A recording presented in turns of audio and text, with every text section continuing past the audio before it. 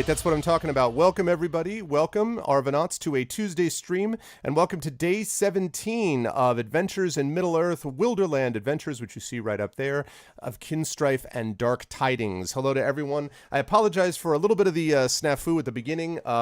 I don't know what OBS was doing, but it decided that it would be a good idea to randomly put screens that I was working on in studio mode live on stream. So, as we were joking before, it's not like there's a big reveal, because you know that we're here and all that, but it is good to see everyone here, and I hope you folks are looking forward to the stream. First of all, just a couple of reminders about ways to support the stream. If you have not done so already, please consider supporting the stream by checking out, hold on a second here, as I tend to do a couple of things. Okay, there we go. If you haven't already done so, please consider checking out and following the channel. Please check out the Discord with !ARVCord, where there's always stuff happening over there. Please check out the YouTube channel for past broadcasts of the stream, including past broadcasts of this particular stream. I love... Man, every time I see Will's tweets about these things, they're just always good. They're just always so good. I'm just going to retweet his rather than use mine because it's that good. So yes, you can check out the Twitter with !ARVTweets, and as I said, YouTube with !ARVTube. If you haven't done so already, also please consider supporting the stream in one of the many ways that you can do so. First of all, by checking out !ARVShop. That will allow you to check out the shop where we sell at the moment Infinity and Beyond merchandise, which is my flagship campaign, but we're going to be expanding that to other things in the definitely not the not too distant future. Let's put it that way. Pretty soon we'll be expanding that shop. Also, of course, in addition to that, the Patreon. You will notice that the Patreon is at a high level today. It is at $559, which is as high as it's been in months. That's thanks to the generosity of a few people, added to the generosity of all the wonderful people who supported it before. So you have a chance to inspire the players. That's one of the things you get for supporting the Patreon. Also, the channel will get some benefits as well. For example, we are going to be doing Arvanaut Idol 3, which is my short story contest. We've hit that goal, so we will be doing that in a couple of months. We also have on tap a second Our Vocalist cast that we'll be doing. That's my voiceover team. That's going to be starting again probably next month. And in addition to that, we are only now about $41 away from a second Talisman tournament, which was a lot of fun. So supporting the Patreon is definitely a good way to help support the stream, and you can get cool stuff for yourself as well. And then last but certainly not least is the sub system. We are sitting at 52 subs, which is a new high for the channel. And again, if you're able to sub to the channel, you can get to use those awesome emotes and stuff like that. All of that would be of benefit to you as well, if you're able to make that happen. So, I also have made some adjustments to Chatty, my chat program, so it's looking more and more awesome all the time, and hopefully that is going to continue to develop over time. Schedule-wise, we've got Wilderland Adventures right now. Then at the top of the 4 o'clock hour at 4 p.m. Eastern, I'll be heading over to continue my Divinity Original Sin 2 playthrough on GOG.com's Twitch channel. And then on Friday, some Pool of Radiance is on tap. This weekend, it looks like we're going to be moving things around a little bit, so this weekend may also be Pool of Radiance, and then next weekend would be the beginning of Infinity and Beyond, having to do basically with scheduling and making sure that we get everyone in. So definitely stay posted on the Discord, the Twitter, and you can type in !calendar for details on all of that. But with that said, it is time to get into day 17 of Adventures in Middle-earth, and so I'm going to, as I always do, unmute myself so the folks know that we're about ready to go, and then I'm going to unmute their meeting, and then I'm going to head over to the wonderful, awesome, amazing people called the Adventures of Middle-earth crew. There they are. Look, you've never seen them before, like maybe 10 minutes ago, randomly. Before this moment, I literally was working on stuff, and then Tren was like, we're talking about something else. Tren's like, just wanted to mention that they can see us. And I'm like, what? And he's like, yeah, look, they can see us right now. And I'm like, that's nonsense. Put the knives away. Yeah, exactly. So whatever we were talking about, that wasn't true, and we didn't mean it. And that's the case. But in any case, yes, my wonderful Adventures of Middle-earth crew is here and ready to go. And as always, I will begin by introducing the gentleman who is right below me, who notified me that I had randomly, showed the behind-the-scenes set as the workers smoking the cigarettes are getting the stuff into place. And that, of course, is our good friend Trendane. Hello, Tren. How are you? Thank you for the reminders. And how's life, sir, in the world of BattleTech? You're very welcome. Thank you so much for having me on your show. To answer your question, I made all the corrections through chapter 15, and I exported everything as MP3 files. I uploaded them to the website there and told Mr. John Helfers, oh my God, please go and review these so I know whether they need to be fixed or anything. Thank you very much. Good day. And then I realized it was 6 o'clock in the morning, and I still wasn't going to be able to go to sleep for another 6 hours because I got to do this show. So I'm very tired right now. Thank you so much. I just point out that I just tabbed out of the window for a second and could only hear that voice. It was very disorienting. You're welcome. That's actually Trent's usual voice. He just doesn't talk about it much. Oh my God. How could we possibly know? Maybe the voice that you talk to us with all the time is a voice you put on. Right. We actually don't know. His real voice is actually this heavily accented Bengali, accent that we just don't know. It's like Jim Neighbors. You just don't know. Yeah, exactly. We have no way of knowing. But always a pleasure. So I'm glad, Trent, that you did, however, manage to get that work done that you wanted to do. I'm sorry for you that you ended up not getting sleep, but that's your fault. So yeah. It's not my fault. So much love on It's the fault of the workers. That's the fault of what it is. That's true. So I blame Trent for everything today because he showed us a jar of bacon jam on Discord earlier today. So that's true. That's really his fault. What that was. Yes, that's what that is. Yeah, we hope so. Either that or it's head cheese, which is one of the most disturbing substances that exists. Quick story: when I was very, very little, the story was that I was about 3 months old, and my mother sent my father out. They were living in Staten Island, and she sent him out for Staples, and he returned with a cinnamon cake, 2 sticks of butter, and a thing of head cheese. And that was the last time that my mother actually sent my father out to do any shopping involving food staples at all. What is head cheese? Head cheese is this disgusting gelatinous cube with chunks of stuff in it. I have no idea how it is ever sold a single unit as opposed to actually being available. Okay. Yes. Is speak short for oh God, what is it? Is that what it's short for? No, it starts with an A, not with an O. So. It's a terrine. I see. It's trouble. It is a gelatinous cube from D&D. It really is. Meat jelly. Yes. What type of D&D fan are you that you don't like eating this stuff? But why is it called head cheese? Yeah, head cheese because no one would want to eat it otherwise. What? No one would want to eat it otherwise. Oh, Jesus. So there's a logical. It's a marketing strategy. It's a marketing strategy. Call it head cheese. It's a long play. You said that she sent him out for staples. Now, did you mean food staples? Okay, all right. I wasn't sure if they were just milk, eggs, not head cheese and cinnamon cake. Come on, Dad. That's what I was. Hey, it's a family of writers. They might. I know. I come by my eccentricity, honestly, dude. I thought he went to the shop Staples, as it, absolutely. On Staten Island, he would have been lucky to find a shop in the 1970s. Good God. Yeah. But anyway, it is a pleasure to have Trent with us, as always. Trent, you are playing today, sir. Yes, I am. Yes, but whom are you playing? Let me put it that way. Your character, sir. Oh, thank you for being more clarified, like butter or head cheese. I'm playing a what are they called?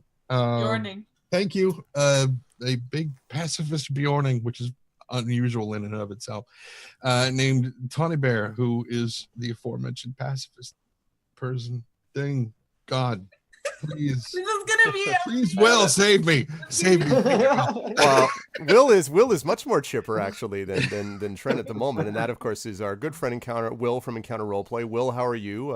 I'm glad you've recovered from the great blizzard of aught billion or whatever it was in England. Yeah. The beast from the east. No, I'm good. I actually want to see if I can order some head's cheese to see just to taste it. You don't. You may not recover from. You may not come back though. It's like Jello, but like meat Jello. Yeah, there's no results for that. Anyway, I'm good. I'm distracted by the head cheese now, so I can really think about it, to be honest. But it's terrifying. Yeah. Yeah, no, I'm well.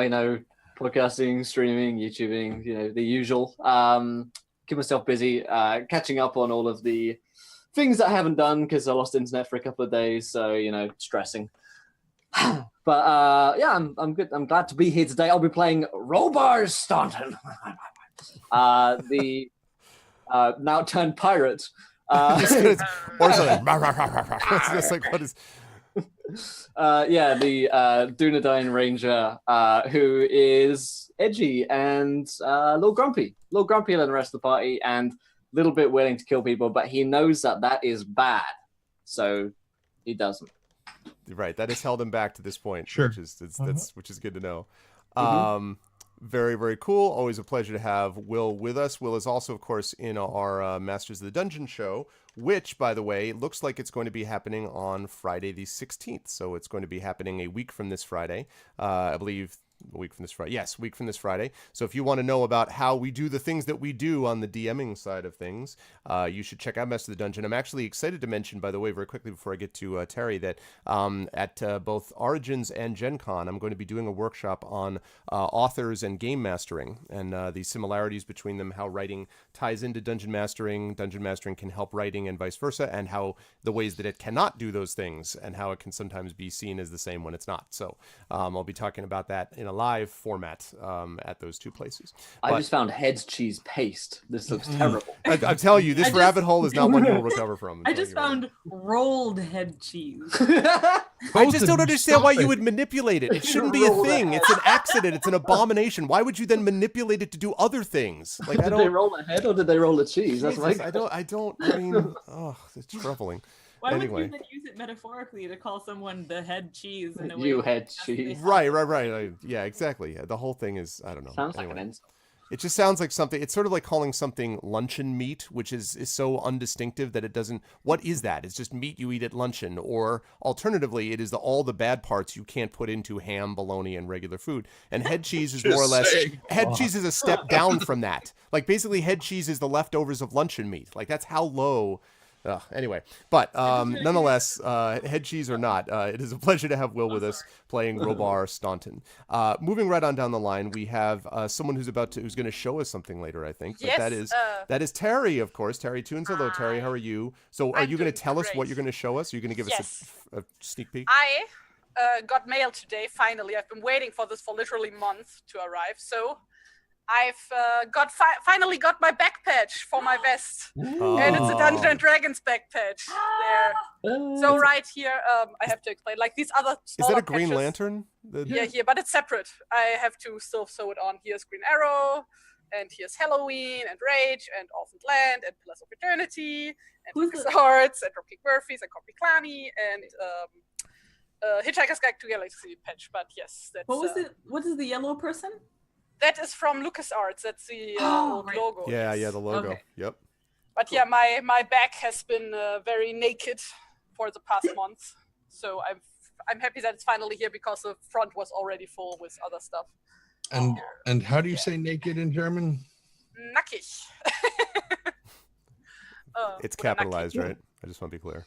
Well, I mean, it's like, it depends on the dialect how you say it, but over here you would say nackig. Okay. Or nackelig. That works too. Terry, I have to say there is so much nerd punk cred in that entire jacket. Like Thank you. you will be front and center of every Glory Hammer concert with that jacket. Like no doubt. Well, they are not the D&D band, like. Yeah, but still, whatever. Like there's enough crossover potential. No, this is for Visigoth. That's why I wanted to make sure that I get this patch on time, which I'm going to see tomorrow. So yeah, because which people in the chat probably don't know, Visigoths have like a Dungeons & Dragons song. They also have a Witcher song, for example.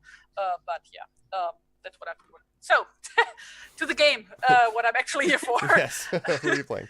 I am playing Inge, daughter of Ida. She is a dwarf from the mountain Erebor. And she is a stonemason and wanderer. And she also has a very cute pony sidekick named Lilleman. And yes. if I recall correctly, wait, this time we didn't have a cliffhanger, right? For once. Or did we?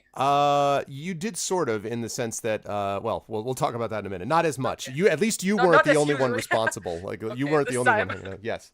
Weren't hanging off a cliff so much as like backing up, ready to leap off the cliff. Into Right. the unknown. Right. exactly. You were in the middle of the montage, the preparation combat montage, basically. But yes, and of course, Inga has had some information in the last few sessions that has been revealed about her that part of her backstory that will continue to develop, which is cool. And then, last but certainly not least, the original. If anybody watches my GOG, we were just talking about this before, and sees that Tasty Chai has a character now called River. This is the original The River, and is a very different kind of character from Tasty Chai's River, just so we all know. But that, of course, is Amal. Amal, how are you? How's life and the universe and everything? I'm good. Things are interesting. The weather has been very strange and interesting. It's been very warm while our family in Glasgow are dealing with, like, here in Ottawa in Canada, it's been, spring weather, very warm and everything. And then meanwhile in Glasgow, they're dealing with like 1 foot of snow, and it's strange. It's a strange thing, climate change. But no, neat things have happened. My first column for the New York Times went up last week or so. So I'm very happy about that, and working on the next one and stuff. And things are pretty cool. Otherwise, I think. Anything else happen? Anyways, I play the River. Yes, River with a definite article in front of it. So the River is a warden of the woodsmen of Rosgobel, and is a fighty bard who is presently in the uncomfortable situation of needing to pretend like she's on the side of some terrible people who don't know philosophy. Yes. Although, well, fortunately, you may be able to move away from those terrible people soon, as we'll talk about. But yes, it is. Oh, she has a. Sorry, I keep forgetting to introduce this. Yeah, I was gonna say, yeah. A dog named Stone, who is awesome. Who's a hound of Mirkwood. He is excellent, and her favorite person in the world. Yes. Can you see that? I was gonna say you could always see like the little cute version of Stone, like no, mommy never introduces me. Oh, it's just because he's just so much a part of her. He's like, he needs no introduction. That's true. So Stone is here as well. Yes, Fred. I was just thinking that a river of tasty chai sounds just wonderful. That does sound absolutely yes. Yeah. Probably true. Now think about a river of head cheese. Okay, that's not. There's God! I'm just gonna start up the music then, and we're gonna pretend that didn't happen. Since I'm a mod now, can I ban Will or something? Yeah, I mean you could ban Will. If you strike me down, I will come back even stronger. Yeah. So I have a couple. I'm actually looking, and I see there's another. We have so many badges on Twitch. I made some adjustments to make the badges look cooler, but I realized I forgot moderator and checkmark, like verified streamer badge. So I'll have to address that later on. So right now, Will, unfortunately, your badge is small. I see. Oh, what is my badge? You don't. I don't think you can just type in. Yeah, you do. You have Twitch. You've got Twitch Prime there, and see. Okay. So you've got the normal size badge. It is only verified streamers and mods who must feel sad about the size. Doesn't matter. Yeah, I knew I was going to say. I'm just not even going to. Right. But let's talk a little bit about where we are, folks, as a just quick recap. These folks have been pursuing a fugitive since the beginning of this particular little adventure called Odoric. When they first pursued him, they didn't know his name, of course. They knew only they were pursuing someone who had escaped after a raid of orcs had killed two very important figures in the land of the Bjornings, specifically Merovich, who was Bjorn's right-hand man and essentially was the guy who would bring people back to Bjorn for judgment. He and his companion were killed, and the fugitive who, although the orcs were killed that attacked them, the fugitive who escaped from them was unknown, and so the party was tasked with tracking him down.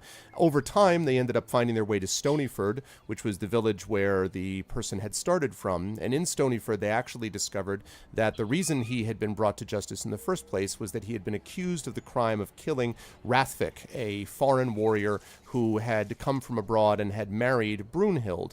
Brunhild is important because she was Odoric's foster sister, and she clearly and Odoric were very close to each other. In fact, Odoric, who also was adopted and from outside of the village, never felt really that close to anyone there. They viewed him with suspicion always, and so he was really only close to a couple of people, possibly his foster father, Helmgud, but also Brunhild. And when Rathvik was killed, killed, and he was found holding this knife over the body. Obviously, people were incredibly angry and sent Odoric off for judgment. What the party discovered, though, is that there is a very real possibility that Odoric did not, in fact, commit this crime, but is taking the fall for somebody else, and there is some serious suggestion that the foster sister may have been the one who actually committed the crime. It was also discovered that Rathvik himself was abusive, and so there may have been motivation, very strong motivation, for why either he, Odoric, or she, Brunhild, did what she did. Odoric, though, left Stonyford still ahead of the party. The party tracked him down to this area that you all see on your screen, which is this small area of woods in the West Anduin Vales. There they found, to their misfortune, at least initially, a group of bandits, and not a small one, at least 50 men, sort of strong, grim-faced men, coming possibly from the south, who were following the lead of this one person, who was the person that Amal was referring to as having a sort of incomplete knowledge of philosophy. And that was, I consider it a NYU freshman year version of philosophy. I'm very familiar with that part of it. But it was Walter the Bloody, who was the leader of this bandit group, who basically has designs apparently on being a king. And according to Odoric, Walter and his men are planning to essentially attack and try to take out the Bjornings so that they can build their stronghold and essentially create an empire from the ashes of the Bjornings that they kill. This is naturally of interest to many of the party, not least of whom is Tawny Bear, who would prefer that they not actually wipe out all of the Bjornings. That would be a very bad idea. And so they, one of them. Yes, exactly. Insofar as he, one of the people would be wiped out. And so in the discussion with Odoric, the party managed to convince him that he should basically come back, stand trial or at least judgment for what he has done, but that first he needs to try to save both Stonyford and the land of the Bjornings and figure out a way to do that. Because remember, he himself is a Bjorning, to save that world by essentially leading the outlaws into a trap. And so right as we ended the last session, Odoric had agreed to do this and so, had told the party that he would lead the outlaws into a trap while the party raced back ahead of them to try to get back and warn Bjorn. Now the problem here is time, because the bandit party is presumably going to try to either head straight north, and although they are a larger group, they're going to be a larger group with the advantage of a lot of rest. The party is very weary, and the last thing they want to hear is, all right, turn around and 5 days swift march back up north. And yet if they're to stay ahead of this band and get there before they rain down this surprise ambush upon Bjorn's people, the party may need to do that. Also, the party needs to consider what it wants to do about Stonyford. And so the party has some decisions to make. And as we left the party, Odoric had said, I'm going to send them off on this trap. And the party now has to decide what they're going to try to do to get back to protect Bjorn, his people, and perhaps the village of Stonyford. And so with that, I hand it back over to the party and ask you folks, Odoric is staring at you right after he said this statement. We've been in suspended animation for about a month, and so I now leave it over to you. What do you folks want to do as Odoric watches for your reaction? I say we move to the Shire. Sounds good. Said west. Straight over the Misty Mountains and straight on till morning. Yeah. Now, quick, who actually is in the room with Odoric right now? Is it all of us? Or I'm outside. Right. Correct. Yeah, Inga right now is outside the tent, and inside we've got Tani, Robar, and the River. I believe all three of you are inside talking to Odoric. So you have to figure out how to get out of the camp and sort of figure out a reasonable way to escape the bandits and all that kind of thing. But that's where you are at the moment. Okay. Okay.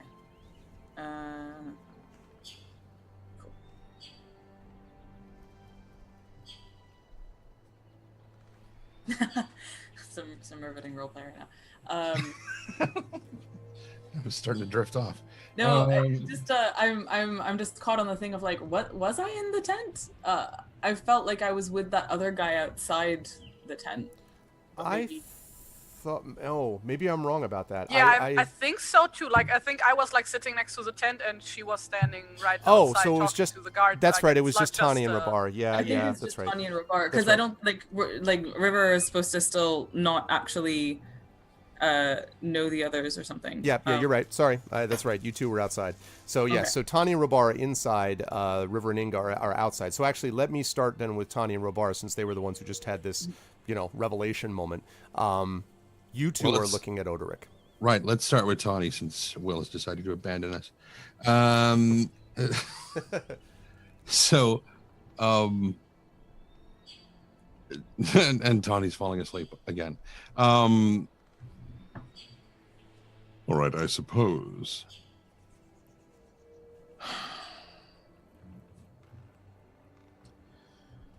It would not be impossible to wander a little farther afield under the guise of having to gather more herbs to staunch the wounds that will doubtless come with the fight.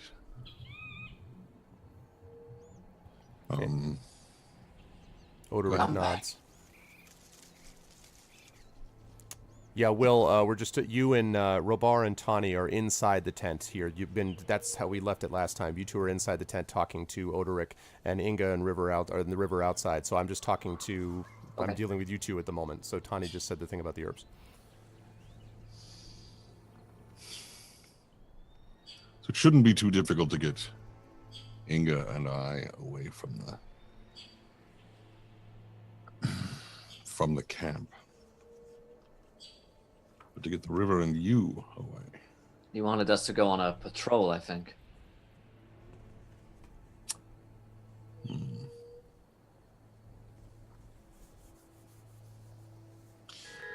All right. Could possibly make that work. If you were to, while on your patrol, to escort, keep an eye on us. So we don't head out or sneak off or whatever. Good idea. And Odoric says, you know, if they catch you, I don't know what Valter will do. You've seen the kind of man he is. He's not to be trusted. Well, if we can get away, he might have a hard time catching us. But if he does, we'll be in no greater danger than we would be any other way. Yeah, either way, we're in a bad situation right now. He nods and he says, "Oh, I know that Valter was planning to leave very soon. Probably sometime, perhaps even later today. I don't know how much time you're going to have, but when he goes, I've seen them before, they move quickly. These men, barely stopping for rest sometimes. And they've had a chance to build themselves up now. He's going to want to strike quickly. And I don't know whether you'll be able to outpace him, but it's the only thing I can think of to do. I know a place where I can lead him, though. A spot that perhaps might be, well, it might be harder for them. Do you know a place called the Gloomy Fold?" And he says this to you, Tawny Bear. Do I? Yes, you do. Okay. So yes, there are I a do. couple of naturally. Why do you even ask? There are a couple of places near the land of the Bjornings where there are spots from probably well before even the Bjornings settled there that are sort of these, essentially, they look almost like gashes in the ground, fairly extensive little, they're too small to be called valleys, but they are fairly decent sized, basically depressions within the earth, and some of them can be quite actually rocky and stony on the inside. This is one such place. It's called the Gloomy Fold. Has kind of an evil reputation among the Bjornings, and you have a tendency to stay away from it. But the one thing that it is very useful for is it directs people up one central path, and a lot of people can be up top looking down at it. So it's a very ambushable, that's a word that I've just made up, place. And it's the kind of thing that would be a good way to trap people. That's assuming, of course, that you're able to warn anybody first. I mean, I suppose you could get there and ambush them, but then it's you ambushing 50 as opposed to you and Bjorn's men and Bjorn's people ambushing them too.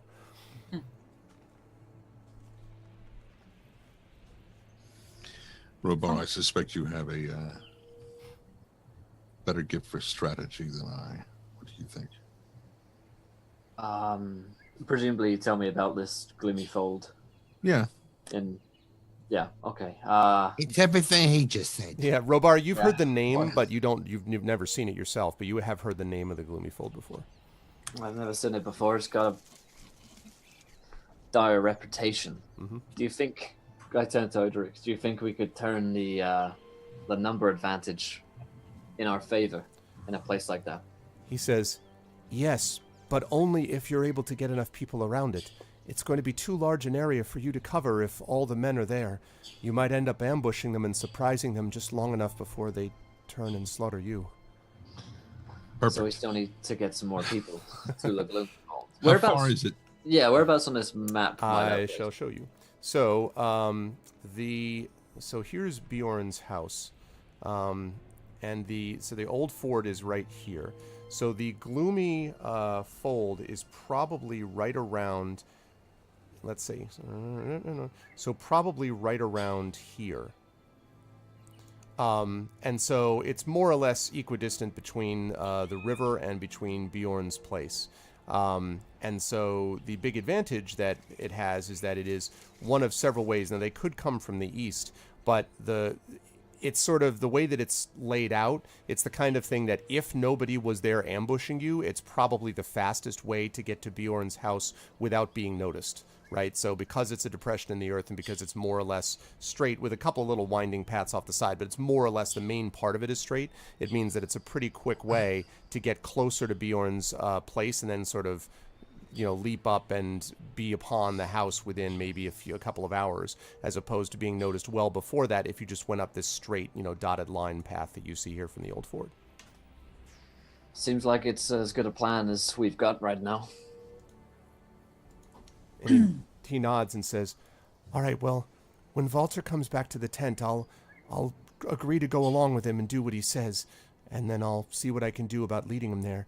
He's made all this noise about wanting me to be the one that was at the front lines with him, that I'd be able to see what the Bjornings really understood about justice. Maybe that means he'll listen to me. Although, if I'm not very good at bluffing, well, then I suppose none of us will ever get there. But it's the best we can do, I suppose. Well, we've got the 4 of us and my companions. If we can get some Bjornings up to Gloomy Fold, then perhaps. I mean, how many are in this camp again, Alvin? Like 50? 50. Yeah. Okay, so even with like a tactical advantage and surprising them, 4 against 50 is going to be a killing field. So we need to get some Bjornings, I don't know, 20, 30 of them up to that place so we can even stand a chance. So I'm going to go on patrol with River. And maybe I should say that I should watch over. Oh wait, no, I'm the one that's being watched over. Well, Can we tell River any of this? Or actually, I'm wondering now if a couple weeks. Yeah, I'm wondering if River can in fact just duck into the tent. She can if she wishes. All right. Is there anyone else? What I was trying to remember was if the guy who she was talking to before left or not. Well, left, not exactly left. He went over to the middle of the camp. He's sort of at the fire talking to somebody else, but he hasn't departed the area completely. So it is possible that he could turn around at any moment, and sort of notice if you ducked out of the way or not. Okay. I think, River is just going to duck in if he's not there. And if, Inga, are you also there, or are you at a wood pile? No, she's at the No, bench I'm outside sitting the tent. sitting next to the tent, basically, so I can eavesdrop into. Okay, so are we close enough to hear? Well, I mean, if you're really trying to listen, you might be able to pick up bits and pieces, but they're not talking loudly. Well, I am trying. That was like the whole idea, that I'm trying to look inconspicuous while listening in. Right, exactly. And so you're able to pick up, as I say, bits and pieces, but there are outside of the, in the camp proper, there's lots of people moving around, so it's not super quiet to be able to pick up on it. But you picked up certain things about, Oderic and attack and plan and ambush and, little bits and pieces here and there. It's not a very pleasant conversation to only pick up little parts of because you don't know what all the words are referring to specifically. Okay, River is going to duck in, figuring that she can always account for herself by saying that Tawny called her in. So she's going to duck in and say, just looking around, like, all right, what's the situation? We're gonna go to Gloomy Fold. It's a place where we can ambush them and have a tactical advantage if we can get up there. It's past the old fort. Okay. So we gotta get everyone out, and we gotta get some Bjornings up there. While they are in there, I like try to keep an eye on like anybody who might like walk in on them, so that if anybody would like come too close, I could like warn them by talking loudly or something.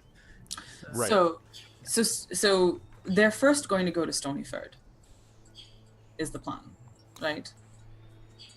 Pretty sure. So it's not clear. I mean, Odoric doesn't know because remember he hasn't officially said. He knows that they're leaving and going to attack the Bjornings, but whether they're going to go, he thinks they're going to go as straight as they can.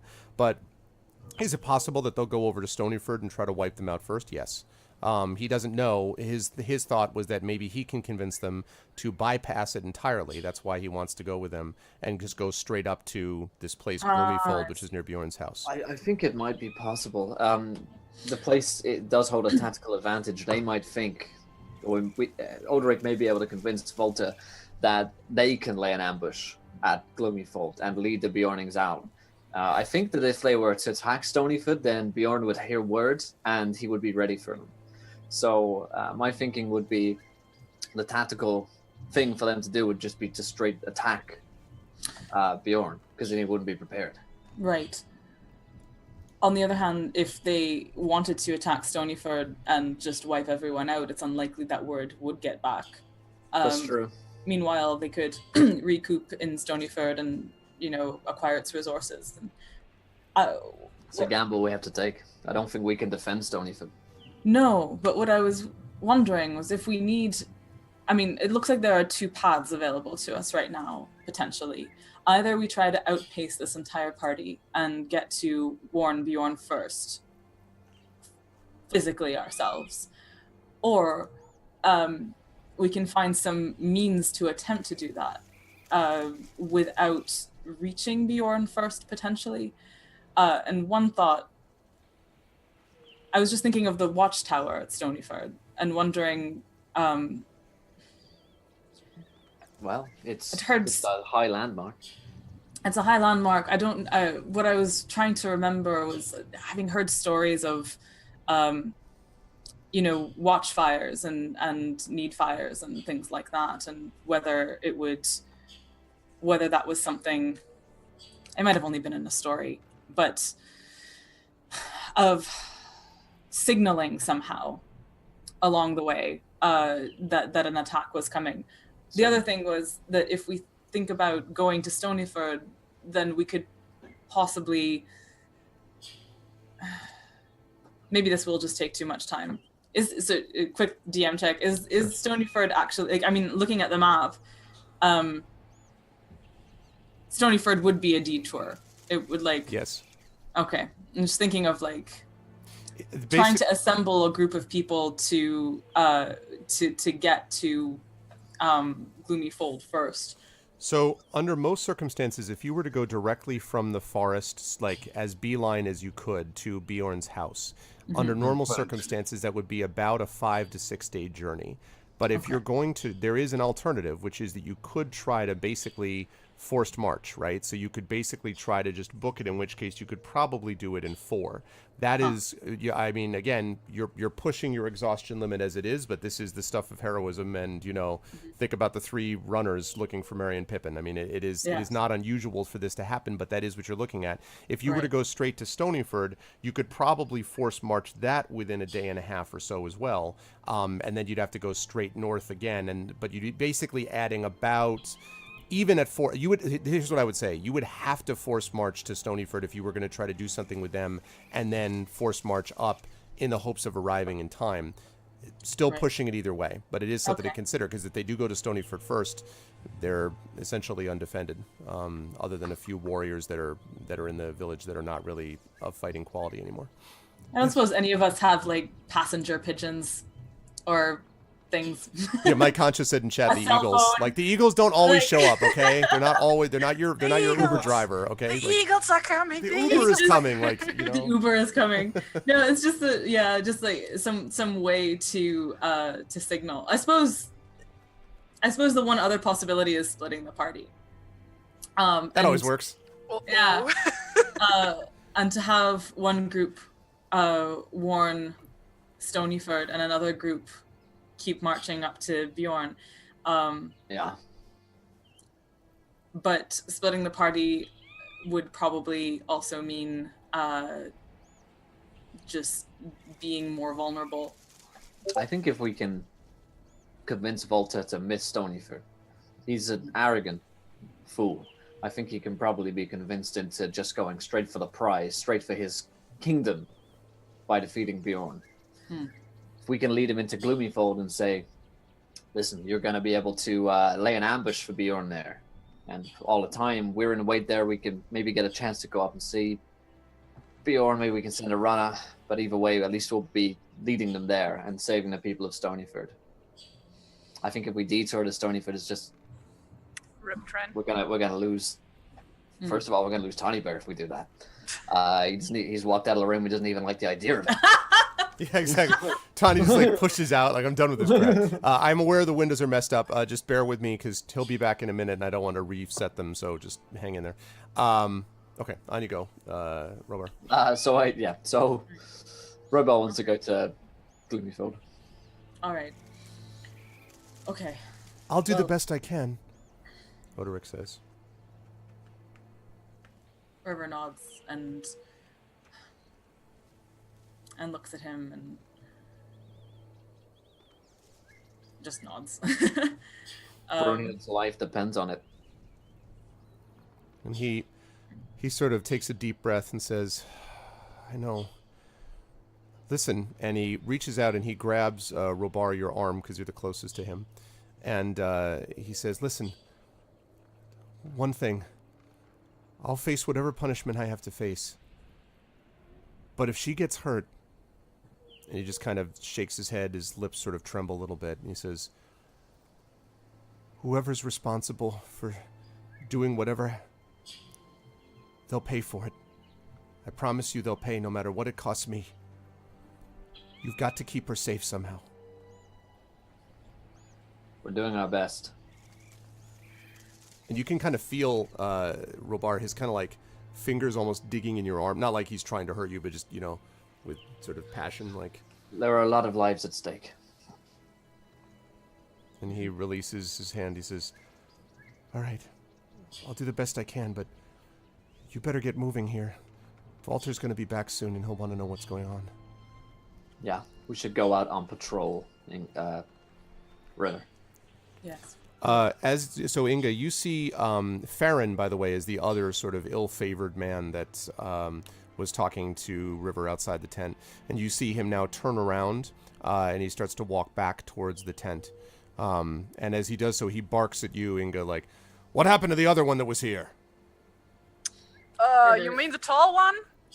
I speak like Inga speaks like intentionally loud to make sure that the guys in the tent can hear. Okay. Can Yeah. hear. River nonchalantly steps out and going, "What?" And he looks at you, he's like, "The hell are you doing in there?" The big one called me in. He said he wanted to send us out looking for a specific herb. And he rolls his eyes. He's like, "I'll bet he did it that." And he says, "This whole business." And he kind of shakes his head. And so he pokes his head in the he sort of ignores you, River, as he walks past, and then he pokes his head into the tent, and he says, "Oi!" And then he looks. He says, "Oh, it looks like this one's not moving." He points right at Tawny Bear. He just hasn't said anything for several minutes. He's just kind of staring at me. He does that sometimes. Yeah, He's in a trance. it's just kind of like frozen in place.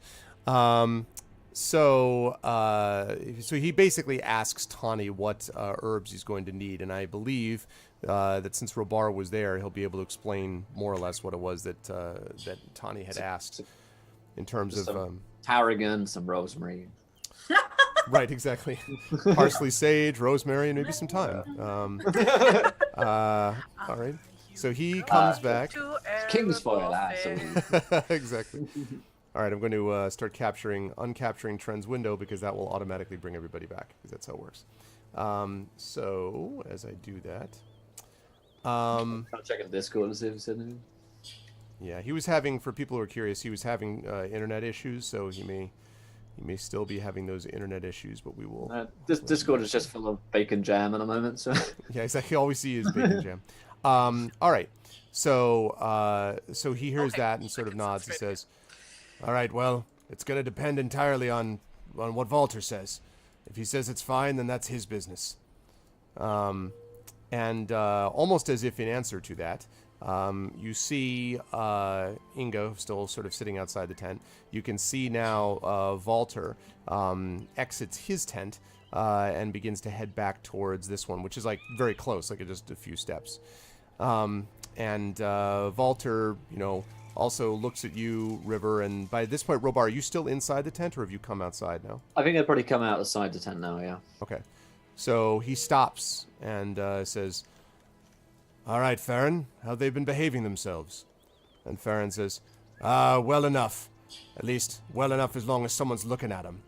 And Walter says, "You've got to learn to have more trust, my friend. How are we supposed to ask these people to fight with us if we can't believe them when they say they'll be with us to the end?" And he gives you this very searching look, Robar, and then he looks at you, River, and he says, "All right, you two came in here together. You said you were responsible for each other, and you," and he points at you, River, "said that you would be the one responsible for this one's conduct. I'm going to send you off on this patrol, and I'm going to make sure that you maintain that conduct. But of course, I'm not going to send you alone." And he claps a hand on Farron's shoulder. He says, "I think a patrol of 3 is warranted, don't you?" And Farron nods. He says, "If you say so, your lordship." And so he kind of Walter looks at you expectantly, River, and actually just you, River, about whether you're in agreement with this plan. River absolutely is. That sounds extremely sensible. He says, "Good, excellent. And I can see now that your tawny bear's moving again. Just as I was moving the tents, I can see that it's already right back to the way things were." All right, god damn it. All right, so, Zoom, hear my cry. Make the damn windows adjustable. Okay. So, right. He nods, and he says, "In that case, I'm going to talk to my new charge." And he nods at you. He says, "You wait here. I'll be out in just a moment once I find out what it is our good healer actually desires." And he enters the tent to find Tawny Bear, who hopefully by this point will have recovered from his unfortunate illness. And we'll see whether or not he's able to hear us yet, maybe? Possibly? Oh, I hear something. I heard a grunt. There it is. There we go. I see him. Hey, he's back. He's back. All right. I did the thing that always works, Trent, which is that I started capturing windows without you again to summon you. Yeah, and it I know. worked, as always. That's why I said in chat I'm coming back in, but yeah, no, it's okay. It wouldn't have worked unless I did this and meant that I had to do it twice. So, okay. So I don't know how much of it you caught, but none of it. Okay. So basically, the agreement that they've made. Terry, I'll get that fixed. The agreement that was made was that they're going to send the River and Robar out on a patrol with Farron, who is the kind of right-hand man, so to speak, of Walter. And you supposedly had called for some herbs that you needed them to find. So Walter basically comes into the tent as you, having sort of talked to the River and Robar about this, and enters and says, "Oh, Derek, my boy. It's good to see that you're looking better already." Derek nods and says, "Well, yes, I thought a little bit about what you said, and I think maybe you're right." And Walter's eyes flicker to yours for a minute, Tawny Bear, and he says, "Excellent. I'm glad that you've decided to see reason. Perhaps a little bit of health was all that you needed to understand the way that things were. I suppose I owe you some thanks then, Tawny Bear.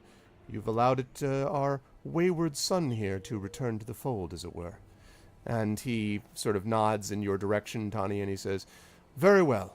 If you're going to do this, it's important you realize, my boy, that we support each other in all things. And he holds his hand down to Odoric, and Odoric reaches up and grabs his hand, but he doesn't. Walter doesn't release it, and he says, "And when I say that we work together and are loyal, I mean just that, loyal to the end, because when we can't trust our friends, my boy," and you can see that Tawny, you can see that Odoric is wincing.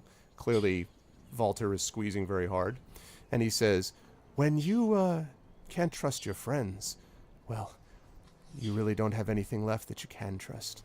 Even your own person. I hope I'm understood. And then he releases him, and Odoric kind of like shakes out his hand and, yes, of course. Yes, naturally. And then Walter looks over at you. Good, I'm glad. Well, Tawny Bear, what herbs do you require us to find for you?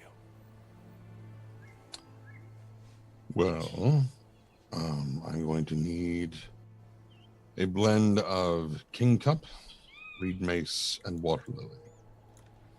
And he nods and he says, well, the first two should be easy enough. I'm not so familiar with the last one.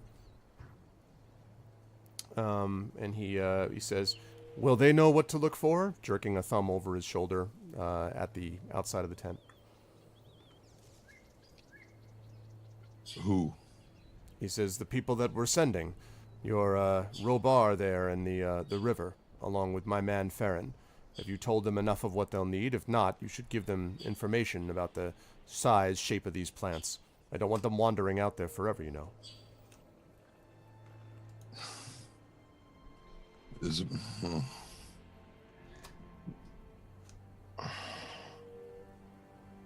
I don't mean to sound obstinate.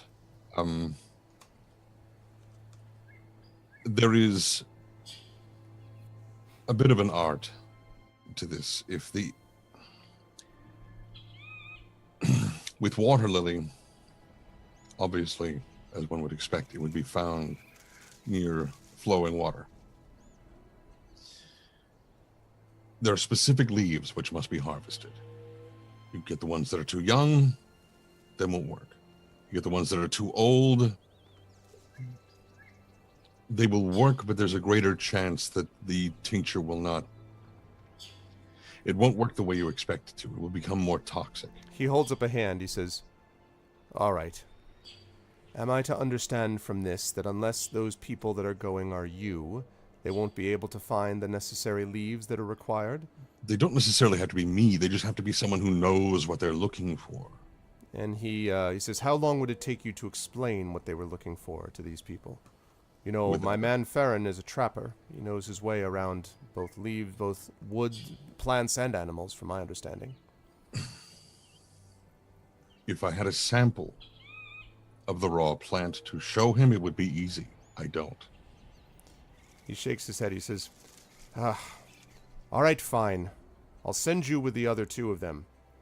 He says, but I can't have everyone go off at once. And he sort of thinks about it for a bit, and then he says, And he pokes his head out, and he yells for another man. It's not quite clear, but it sounds like it sounds something like Inna. Maybe Inga is what you hear him say, Inna or Inba or in something. And this person comes over, and he's shorter, stocky, short, still human, but I mean a shorter human, stockier. And he looks to be a little bit younger, scruffy, like he's been trying for too long to grow a beard that he doesn't really have the years on him to grow. And he kind of, yeah? He says, I want you to go with Farron and these two, and these three. And he points to Robar and the river, and then he says, Tani, come out here. Okay, and then you. He says, they're going to be finding some herbs to bring back to the camp. You're to keep watch and make sure that everything is okay. We need to make sure that our guests are protected. And the young man sort of smiles, kind of a crooked smile. Oh, yes, sir, I understand. He's got a axe by him, you notice, River. And it's sort of not great shape, this axe, notched and maybe a little bit rusty, but it does look like it has been used before. He looks young, but he looks as if he's got some experience on him in fighting. And he says, all right, The two of you, along with these three, we're going to find these things and then bring them back. Now listen, you need to do this as quickly as possible. I want us moving out of here before nightfall. And the two guards, Farron and this guy, Inna, sort of nod. And he looks at you last, River, and says, "Now, I'm trusting you, River. From what I've heard and seen, you seem like you can handle yourself in a fight. If it turns out you can also handle your way around a bluff, my men will find out about it, and you'll pay the price, not them. Once you're done with your job, you're to come back here immediately. And make sure that you get the right herbs, please, Tawny. No wasting time. We need to move here as quickly as we can." Tony will look at Farron and where is the closest source of slowly flowing water? Not still water, but flowing water. And Walter looks over at Farron, and Farron says, yes, there's probably a stream not too far from here. I think it's maybe eventually kind of leads to one of those tributaries that ends up in the river. I caught myself a beaver there the other day, actually. There's some animals that go down and actually drink water there without having to go all the way to the river itself. Probably would serve your turn. It's got a little more water because of the spring fall, but still not rushing. Possible. And so he sort of nods. He says, "All right, I can lead them there. It's on the northeastern side of the woods." And Walter nods and says, "All right, but again, make haste." And as for you, and he turns to you, Inga, and basically Farron and Inna turn to go with the three of you there. And he looks down at you, and you have a moment if you wish. If you guys are looking at each other, you have a moment to, I don't know, secret hand signals or something, but you have a moment to say something before the three of you are set off with the other two guards. So just to get on the same page, is there now a plan to? Well, that's not Inga saying. That's me asking you as the DM. Yes. Just to make that clear, there's no plan that the guys are basically gonna run off, right? So We we don't. I mean, we haven't. I think that's the idea, right? Communicated that with each other. Right, yet. and hasn't really communicated it to you, Inga, other than the fact that you might be able to put two and two together because you heard some of these things. You saw the river jump into the tent, come out. So, you can maybe put two and two together that they're now leaving. But well, Inga's not the smartest person per se. Well. Let me check her stats again. River throughout this is just looking a mixture of kind of bored until Walter talks to her, and then looking quite serious and just. Okay. So Inga has no idea about any plans aside from that they probably mentioned what was the name of the place again? Was the ambush? I forgot. Gloomy Folds. Gloomy Folds. Well, I mean, what it looks like right now is that, the whole rest of the party except Inga are all about to head off somewhere. Right, that is indeed how it looks. I got it. Okay. So, is Walter there? Yeah. Yes, he's right there. Okay. Excuse me, sir. Yes. So before my friend here, Tawny and I, before we got here, we were looking for herbs and for dinner, basically, in the forest. I did leave my pony out there before your men picked us up. Your pony? Yes, I have a pony. He carries all my stuff, and I would really like to go pick him up. Is that all right with you? And he says, and he kind of sighs deeply, and he says, "Where is him? Where is he? I'll have one of my men pick him up." Well, he shouldn't be too far from where your men found Tony and me, but I'm not sure if they remember where that was. And he's bitey. Yeah, Oh wait, which? Oh yeah, they weren't fan of us. I nudged Tony Bear, in the ribs, you know where it is. River. River. Meanwhile, says. River says, "Wait, because she was there while Tawny was talking about what he needs herb-wise and Yes. stuff, right?" It was like, wait, if that one, pointing to Inga, knows what the herbs look like and has been gathering them with him before, doesn't it make sense for them to gather herbs together? Every time she says gather herbs, it sounds like she's talking about a complicated math problem. When you say gather herbs, yeah, exactly. So he says, yes, it would make it much easier. It would also make it much easier for the whole lot of you to rise up and leave if that was what you decided to do. I've only met all of you earlier today. I think, on the other hand, if we have at least one person back here attending to things, well, it's more incentive for you to return, I think. But the thing is, my pony only really listens to me.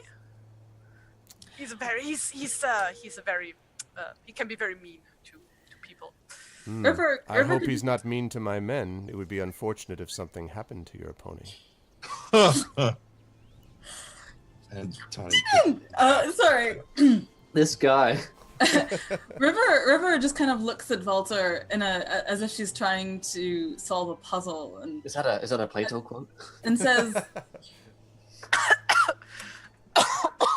"What is there an appropriate title to Is there a way that other people have been talking about him besides saying Walter that is respectful?" King. His nickname outside of it, according to what Odoric said, was Walter the Bloody.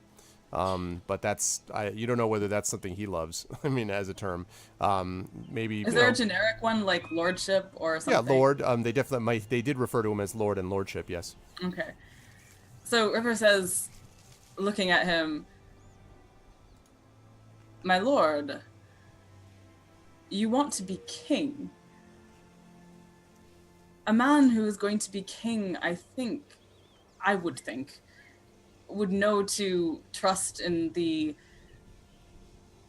awe that he inspires in those around him. And I mean, why?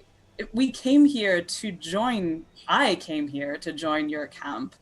Why would I want to suddenly wander off and leave?" I didn't come to join your camp. No, he didn't, but he's an asshole.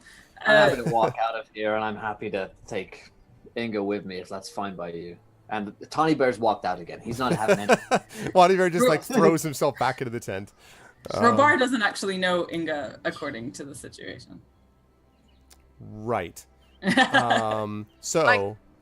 Tawny and I know each other, yeah. obviously, yeah. Yes. I'm happy to set the dwarf free.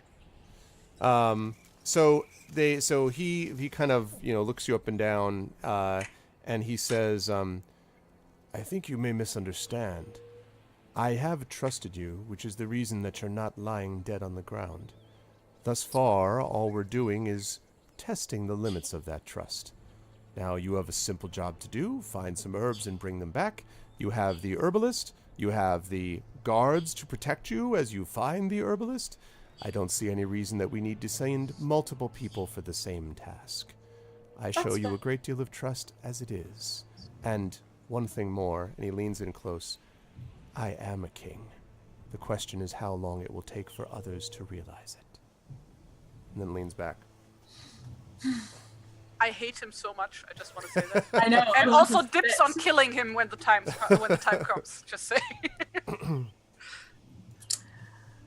River looks at him a moment, then says, "Very well, Your Majesty." And just kind of grabs Robar in a kind of shaky way and says, "Right, let's go." Okay.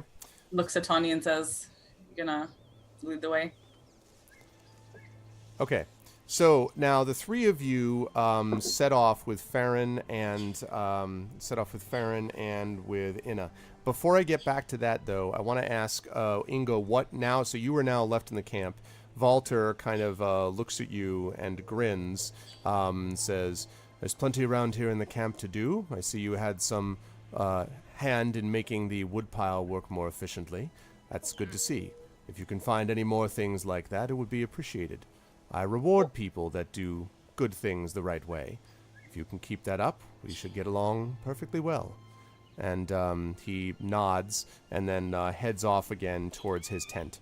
So you notice, though, that there are, even as he does that, he speaks to a couple of other people, and you notice they're sort of looking in your direction. Like, they don't come over to you, Inga, but you can tell that they're all sort of glancing at you as you are sitting at the bench right now. So the question is what you want to do before I jump back to Tani and Robar and River as they're walking along. Well, I'm gonna play along. Play Okay. nice. Try to repair stuff here and then. But, like, one eye always on the tent with Orderic, because, like, right now I think, like, Inga's main concern is making sure that Orderic is safe. Okay. I suppose. And if there should come up the opportunity to actually talk to him, Inga would take that, but if not, then yeah. Okay. All right. So you set off to do a little She's bit. gonna try to be as inconspicuous as possible. Okay. All right. So you set off to do that, and with a lot of people moving around, you notice, Inga, that as the time passes on, that the camp is getting more of a buzz about it, as opposed to just being an active camp. You notice that people are actively, what looks like, starting to maybe roll up tents, maybe kind of gather together, tent poles, lash them together, stuff like that. This looks like a camp that's starting to get ready to pack up and move, as you're looking around. Okay. So let me jump back to Tiny Bear, Robar, and the river. You folks head into the forest. What? I just Oh, the situation. situation. Yes. You folks head off to the northeast through the forest, and as you are going, Farron and Inna both keep quiet. Farron is ahead of you. Inna is behind. You notice that they, at all times, seem to keep the three of you in between them. So they're very sort of actively looking back and forth. And actually, I should ask, who is in front of your group of three? Like how is your order? Because you could all walk side by side, or you could walk in a row. They're going to have, as I say, Farron in front and Inna in back. But the question is, how do you want to position yourselves within that group? The river is going to basically sidle up to Farron because she wants to talk to him. Okay, so you're going to be up front then in that case. Yeah. Tani, you're middle, and Robar in back, or not? That sounds good to me. Okay. All right. So as you're sort of moving along, one quick note, Robar, you notice that as Inna's walking, you notice that occasionally his breathing seems to get a little heavier, almost as if as he's moving, he's a little nervous, maybe might be a better way to describe it. Again, now he's not some fresh-faced kid. I don't want to overplay it. This is not, but he is definitely feeling a little bit like some stress from somewhere. It's not clear as to exactly what. Tani, as you go, you can see that the woods are beginning to thin out a little bit, and you do see what looks like dirt that as you stand on it, soil that as you stand on it, stays compressed for a little bit longer, indicating that there is a higher presence of moisture. So as you're moving in that direction, it seems like you're moving to an area that might be where water would actually be found. You still just hear birds in the forest, but you have not heard running water, but possibly moving in that direction. River, you said you wanted to talk to Farron, so he will not initiate conversation with you. He seems to be occupied with what he's doing, so what do you want to say to him? She says, so, Farron, when he hasn't told her how he joined up with Walter yet, right? What? Say again? He hasn't I'm trying to remember what they talked about before. He hasn't talked about how he joined up. Correct. With Walter. Right. Says, hey, Farron. Yeah. Did you have to go through this kind of probation period with Walter as well?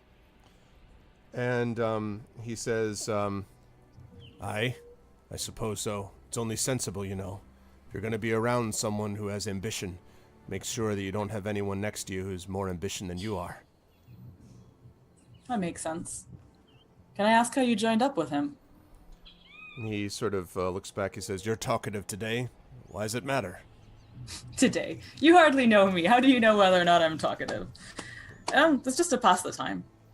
He says, and he kind of looks at you, looks back over your shoulder, slows down for just a minute, and then says, shrugs and says, "I don't know that there's much to tell. I was tired of trying to be spit on by all the lords and ladies who thought they knew things better than we did.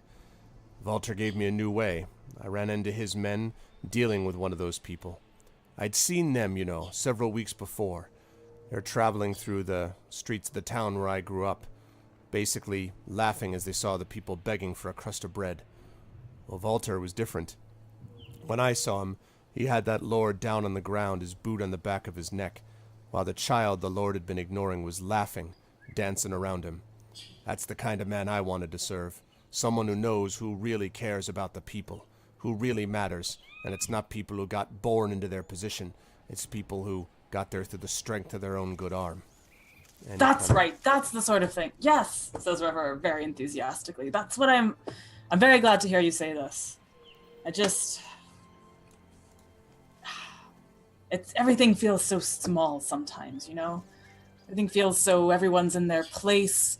Everyone's just doing as they're told, and it's just... I came out here because I heard that it was a place where you could just, you know, feel freer to be yourself and to do as you pleased. And anyway, I hear you, is all I mean to say. And he nods. He doesn't say anything, but he nods. And then after a few minutes, of walking further, he says, you know, I can tell that you got some skill on you there. I suppose you got some reason that you wanted to join up with Walter. You see some leadership possibility there, some ambition for you, maybe. No. River chuckles. I'm no leader. I'm more of an entertainer, honestly. I like singing songs and writing them and telling tales and things like that. I've never felt much of a call to leadership. And he nods slowly and he says, that's good to hear. As I said, Walter don't much like those who have interest in taking over his job. But if you do what you should and just serve him the way you should, I think he'll treat you as well as he's treated me. And you won't have to take any grief from the ones that think that they're better than you just because of who they were born to. That seems sensible. And he says, but you know, if I don't know where you are or who you came, I don't know who you are exactly and where you came from other than what you say, but you should know, if you do have some plan to betray him, Walter will be the first one to take care of you. And if he misses, and he looks back over his shoulder at you, I'll be next. No offense meant, of course. Just want to make sure we're clear on where things stand. As crystal. And so he travels another few minutes.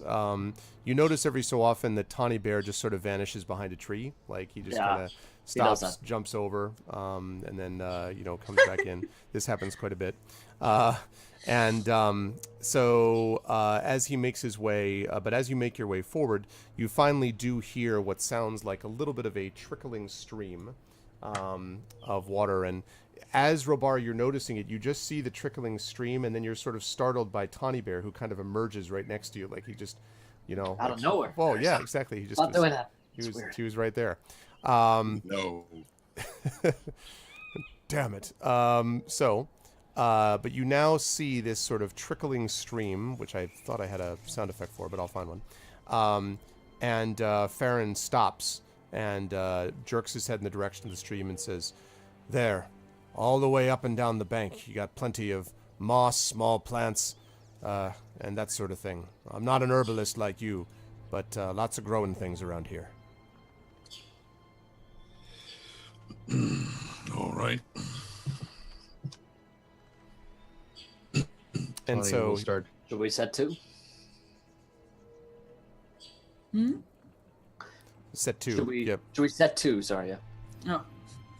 Yep. And so he sort of says, so he kind of nods to you, Tawny Bear, and he says, all right, as for the rest of you, let's make sure that we keep an eye out. I don't expect to see anything coming this way, but if there is, then I want to make sure we hear it first. And so Inna, is standing over by Robar, and Farron is still standing by the river as Tawny Bear sort of bends down and starts looking at these plants. Now, there are in fact plants that might sort of fit this description, and you find them fairly quickly, actually. So the question is what you want to do about that, because there's plenty of greenery of various types that you could use around here. when we're like down in the vegetation and away from the guards, Robar will whisper, say, "Okay, so what's the plan? Do we want to take those two?" I don't know how are we away from the guards, or is it like? Hey!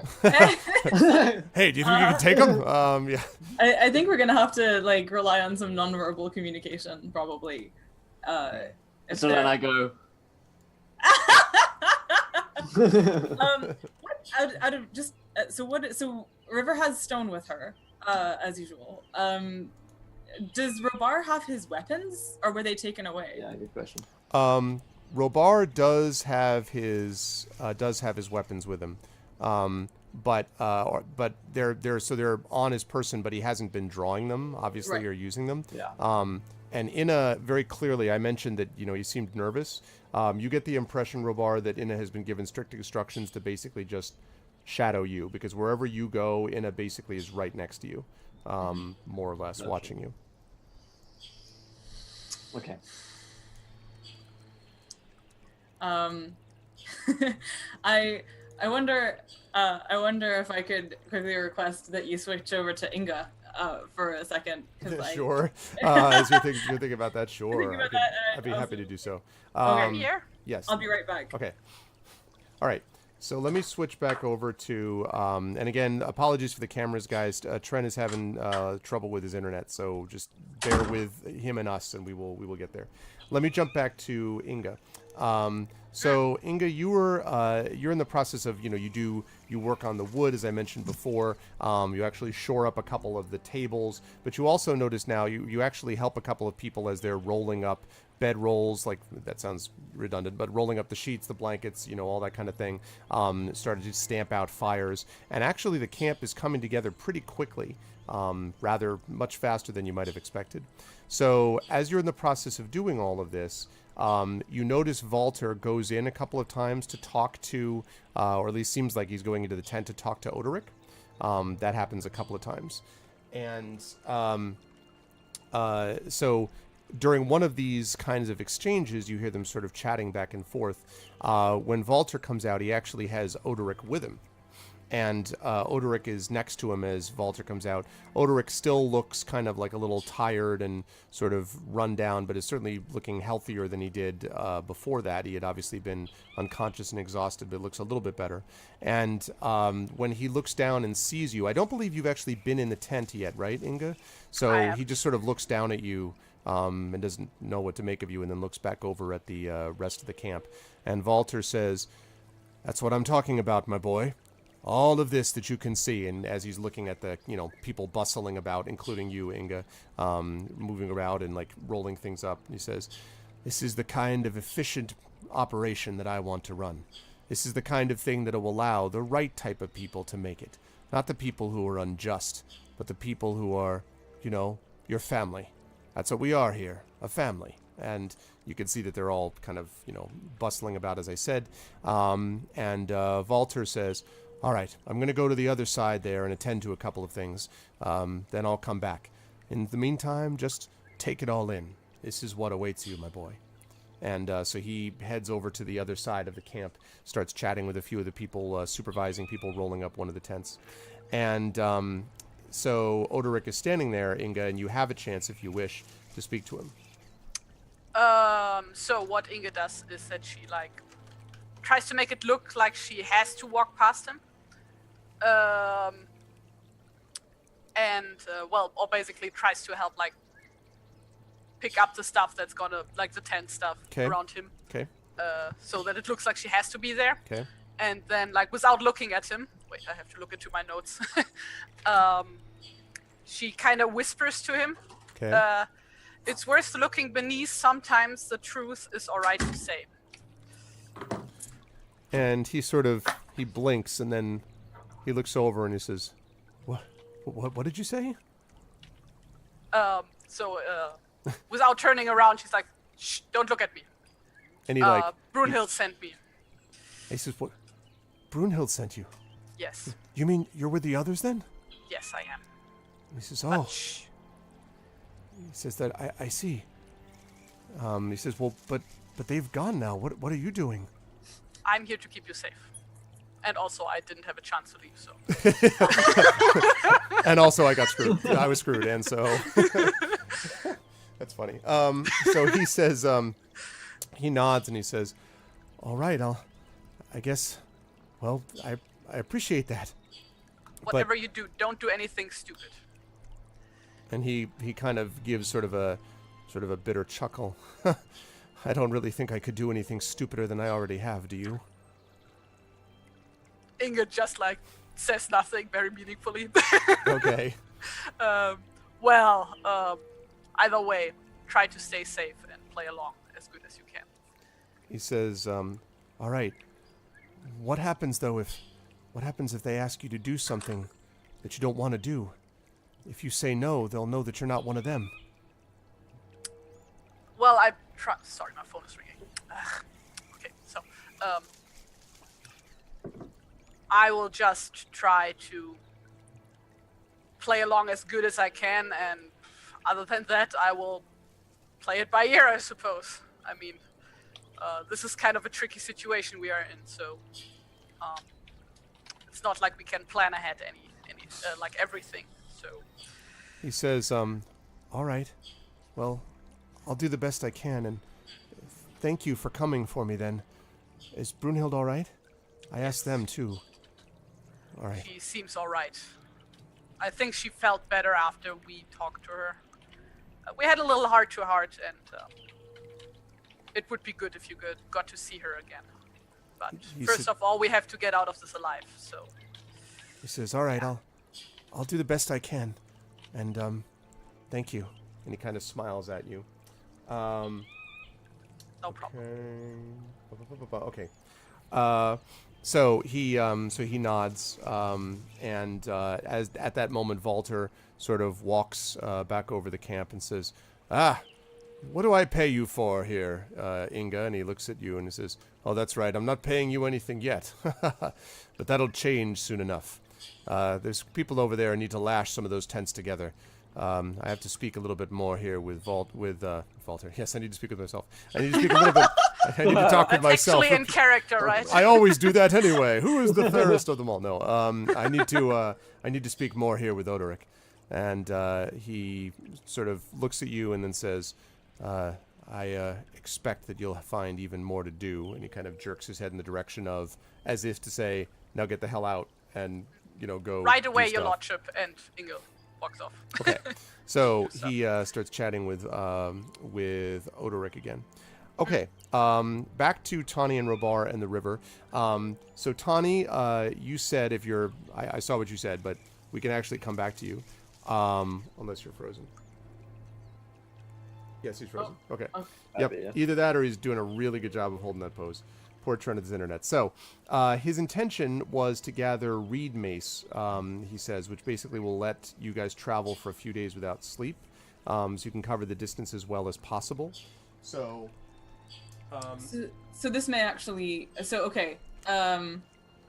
When he said King Cup, Reed Mace, and Water Lily, is there... Can I, like, roll something to see if River might recognize what one of those things is for? Yes, and I believe we're talking a nature check, but I'm actually going to get my book because I need to double check myself. But let's do a nature check while I'm looking because I think it's nature. Okay, I've got some of that. There's also survival, so I don't know if... which of those is better.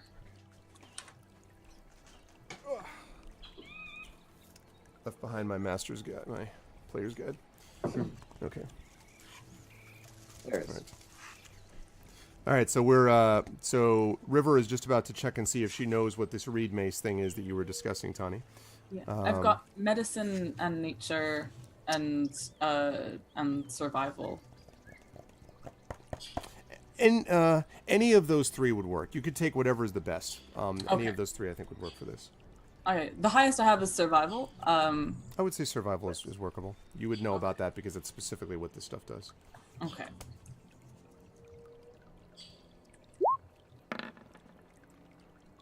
Okay. Good start. You're like, First you're like, well, the reed mace root grain began several centuries ago in the small farming village of, so you pretty much know everything that there is to know about this. Yes.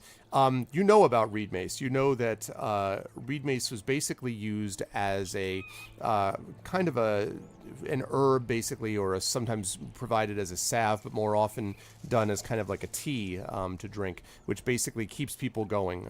It is essentially in to jump out of character for a minute, it's kind of an energy drink of the time, right?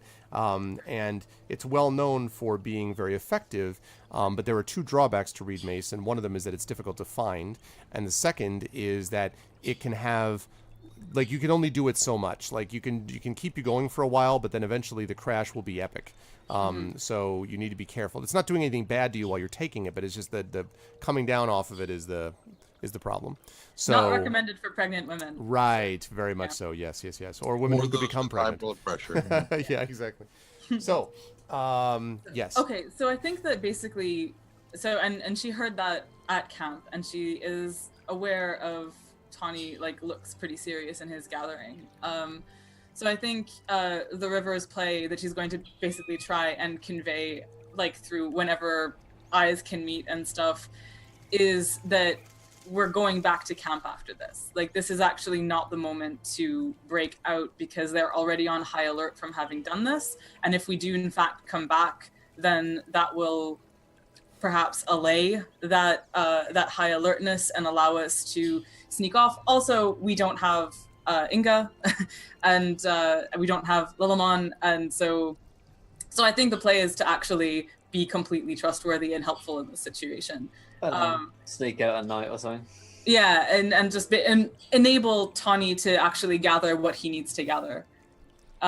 So River is gonna try and convey this through, like, complicated hand gestures. Just like whenever their eyes meet, like looking at Robar and just be like, or if there is a moment when they can exchange words, all she's going to say is, "Let him work." And just yeah. Okay. So go ahead and let's have you make a nature check for me, please. Someone is calling me. They got done bothering Terry, now they're calling me. Somebody so make a nature check for me, please. I think Tawny. Let's see how successful you are in trying to gather some of these herbs. 14. Okay, so you said King Cup, Reed Mace, and what was the other one? Water lily. Okay, so the water lily is easy. You do find that fairly quickly, and there is a fair amount of it actually on this stream, which is, as Farron had promised, a definitely moving body of water, but not rushing body of water. Seems fresh, but it would take a little while to really gather, like, lots of water skin. It would be good for, like, small water skin type of thing, but not the kind of thing you could really fill up stuff. So you find water lily without too much trouble because that drifts on the surface. The King Cup is harder, but you do manage to find a couple of plants of King Cup. But King Cup tends to be somewhat sparse and scattered, and so what you find might be usable for a person or two if you put it together in the right way, but there's not tons and tons and tons of bundles of it. Was Farron the one that found us? Farron was one. No, it was two other guards who were back at the camp. Farron was at the camp when you got there. Okay. Yeah. And then the last thing, the thing you're having a hard time with, though, is the reed mace. It's not evident here. You could try to extend your journey, your search, but it's not obvious to you that it's anywhere that nearby this area. It might be too dark here because it is fairly shadowed. So maybe, out of the shadow of the trees, possibly, but it doesn't seem to be anything in this immediate vicinity. And when we were found,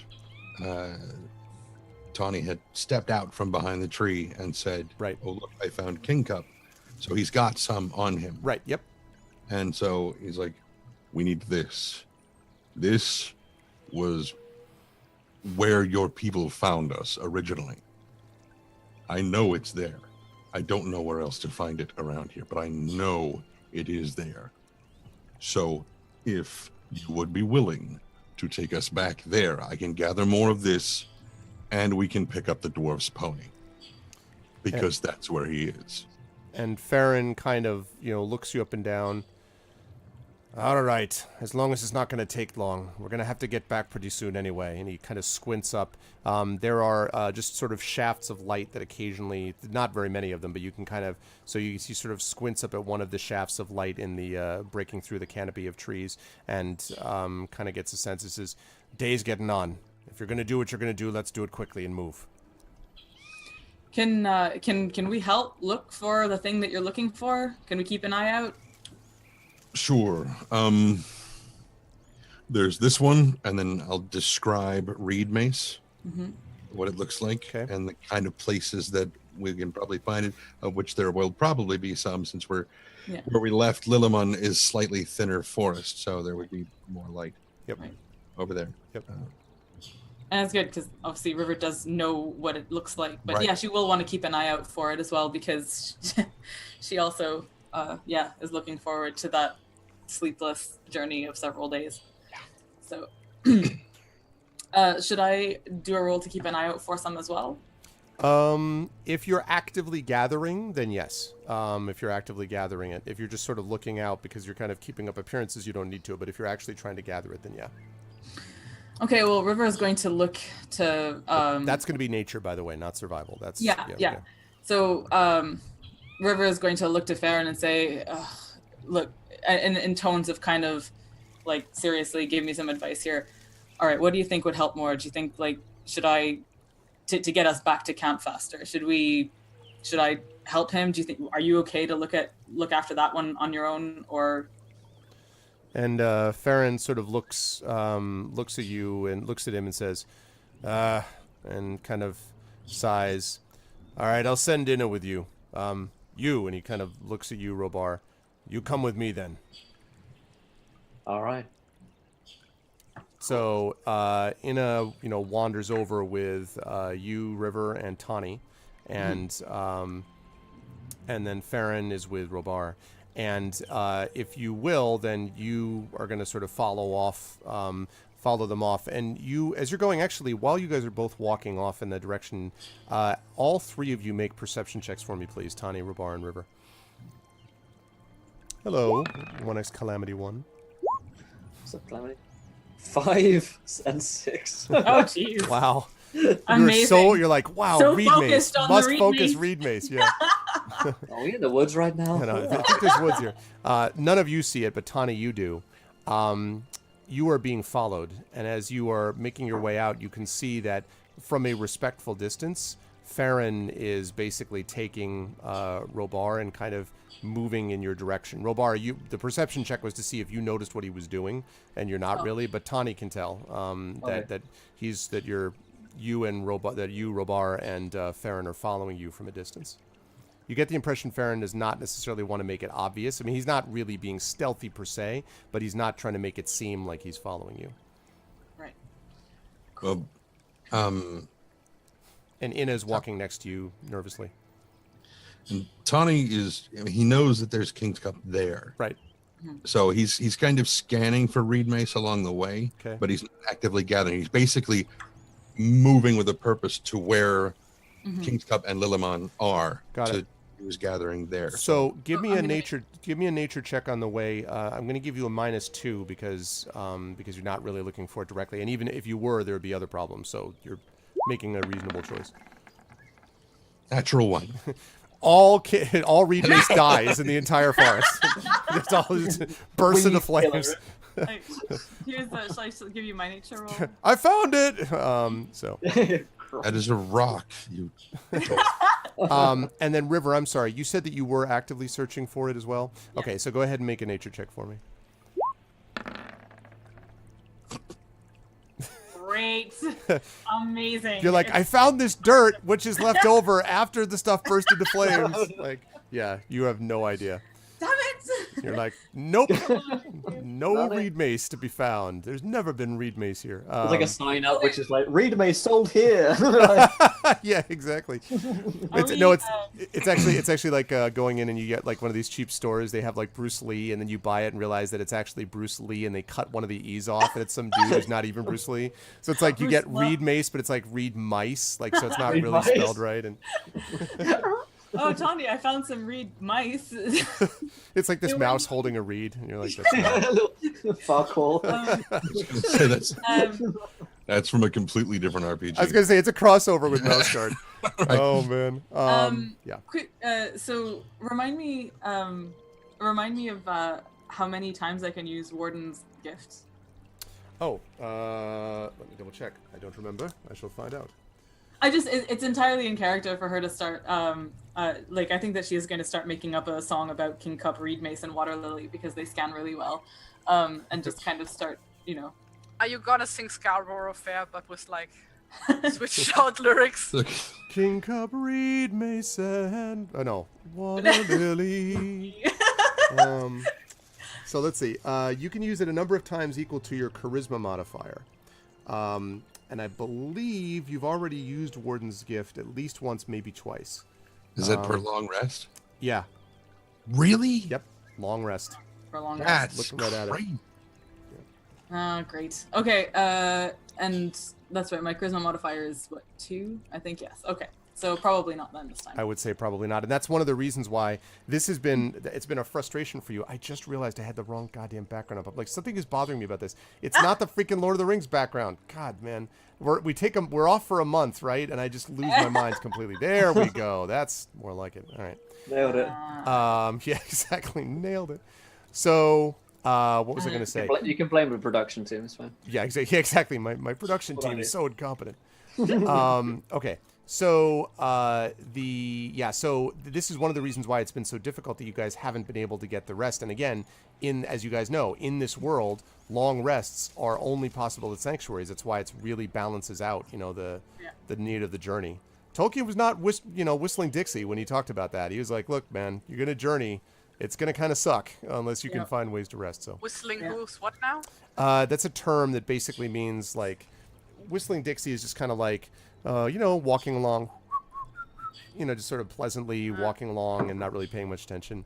And it also is a Civil War reference, which probably has no connection to this at all. But anyway, I know the band Civil War. Does that count? yeah, different in the scenario. Anyway, so yeah, that's the scenario with that.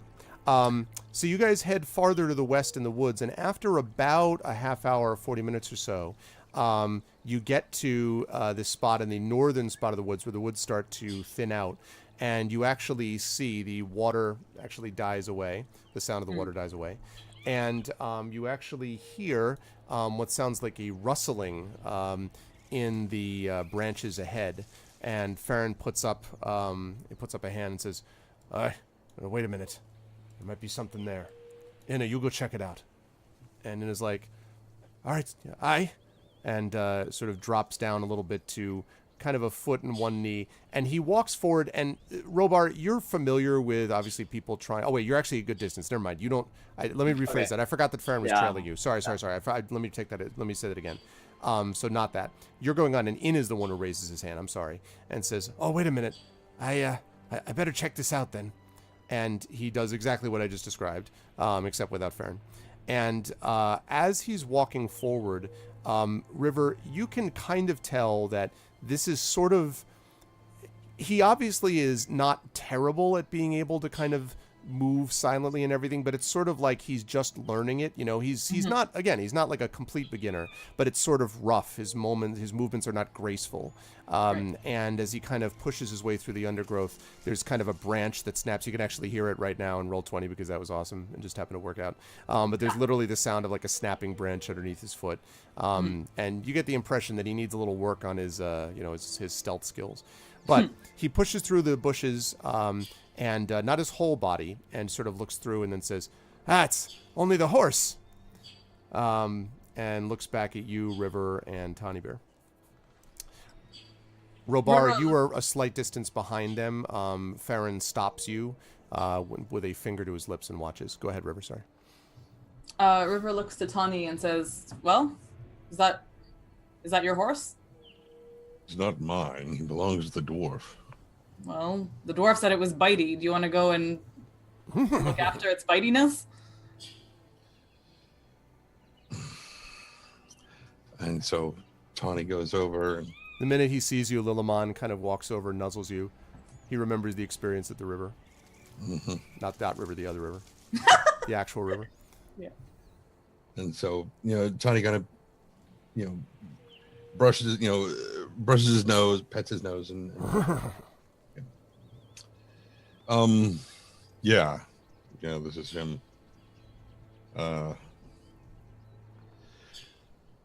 While we still have a little bit of light, we should check this field. All right. And Inna says, "You mean outside the forest? I thought this was all inside the forest. I don't know if I'm supposed to let you out there." Well, if you're with us, isn't that all right? And he kind of looks around nervously. I don't know if Farron would want that. We're not going far afield. I'm not talking about going to the mountains or to the old road. I'm just talking about right here. You can always check with him if you want. And he kind of looks at you, licks his lips. Make a persuasion check for me, Tawny Bear. You can do it at +2, though. Persuasion. 11. So +2 would be, well, the other one, 13. Okay. So he sort of finally, all right, just make it quick, though. All right. Like I said, while we still have light. Okay, now Farron, jump back to Robar for a second. Farron sees, because you guys are watching this, and sort of shakes his head. He's like, too soft, that boy. Come on. And he grabs you. He doesn't like grab you like, but he's like, claps you on the shoulder like, let's get moving. I follow him. Okay. Well, he follows you.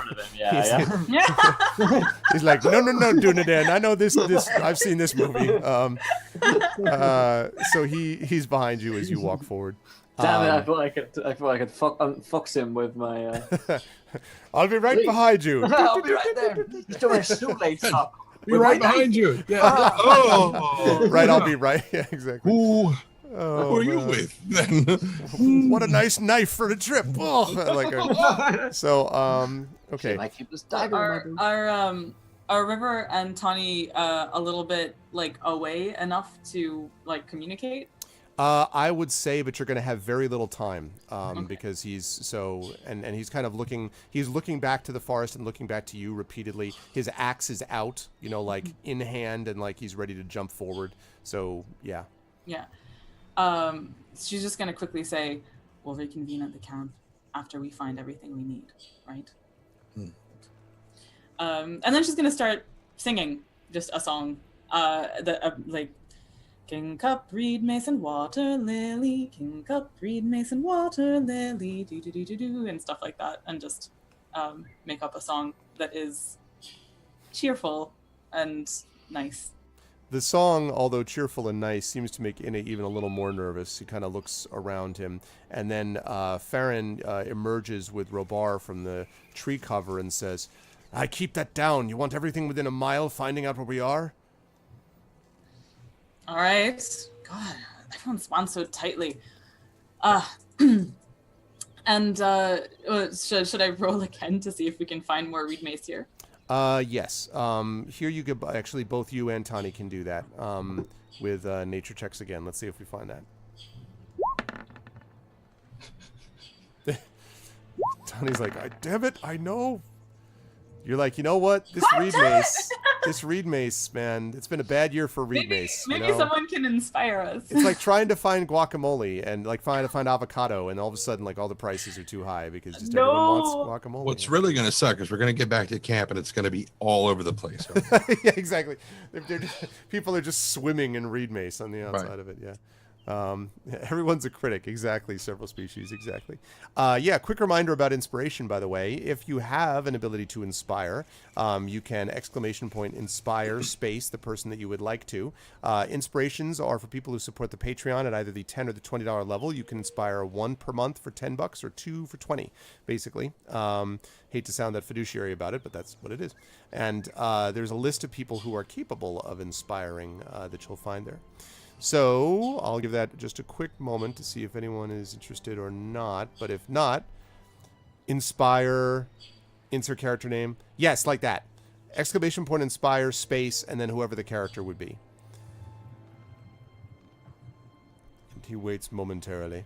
But we've already made this roll, right? Yeah, Like, this roll pretty much is not, but it's something to think about for something the to think future about. because your inspiration sort of should be clear because it's new month, so you should be clear on the inspiration. There's just no read mace here. It's the problem.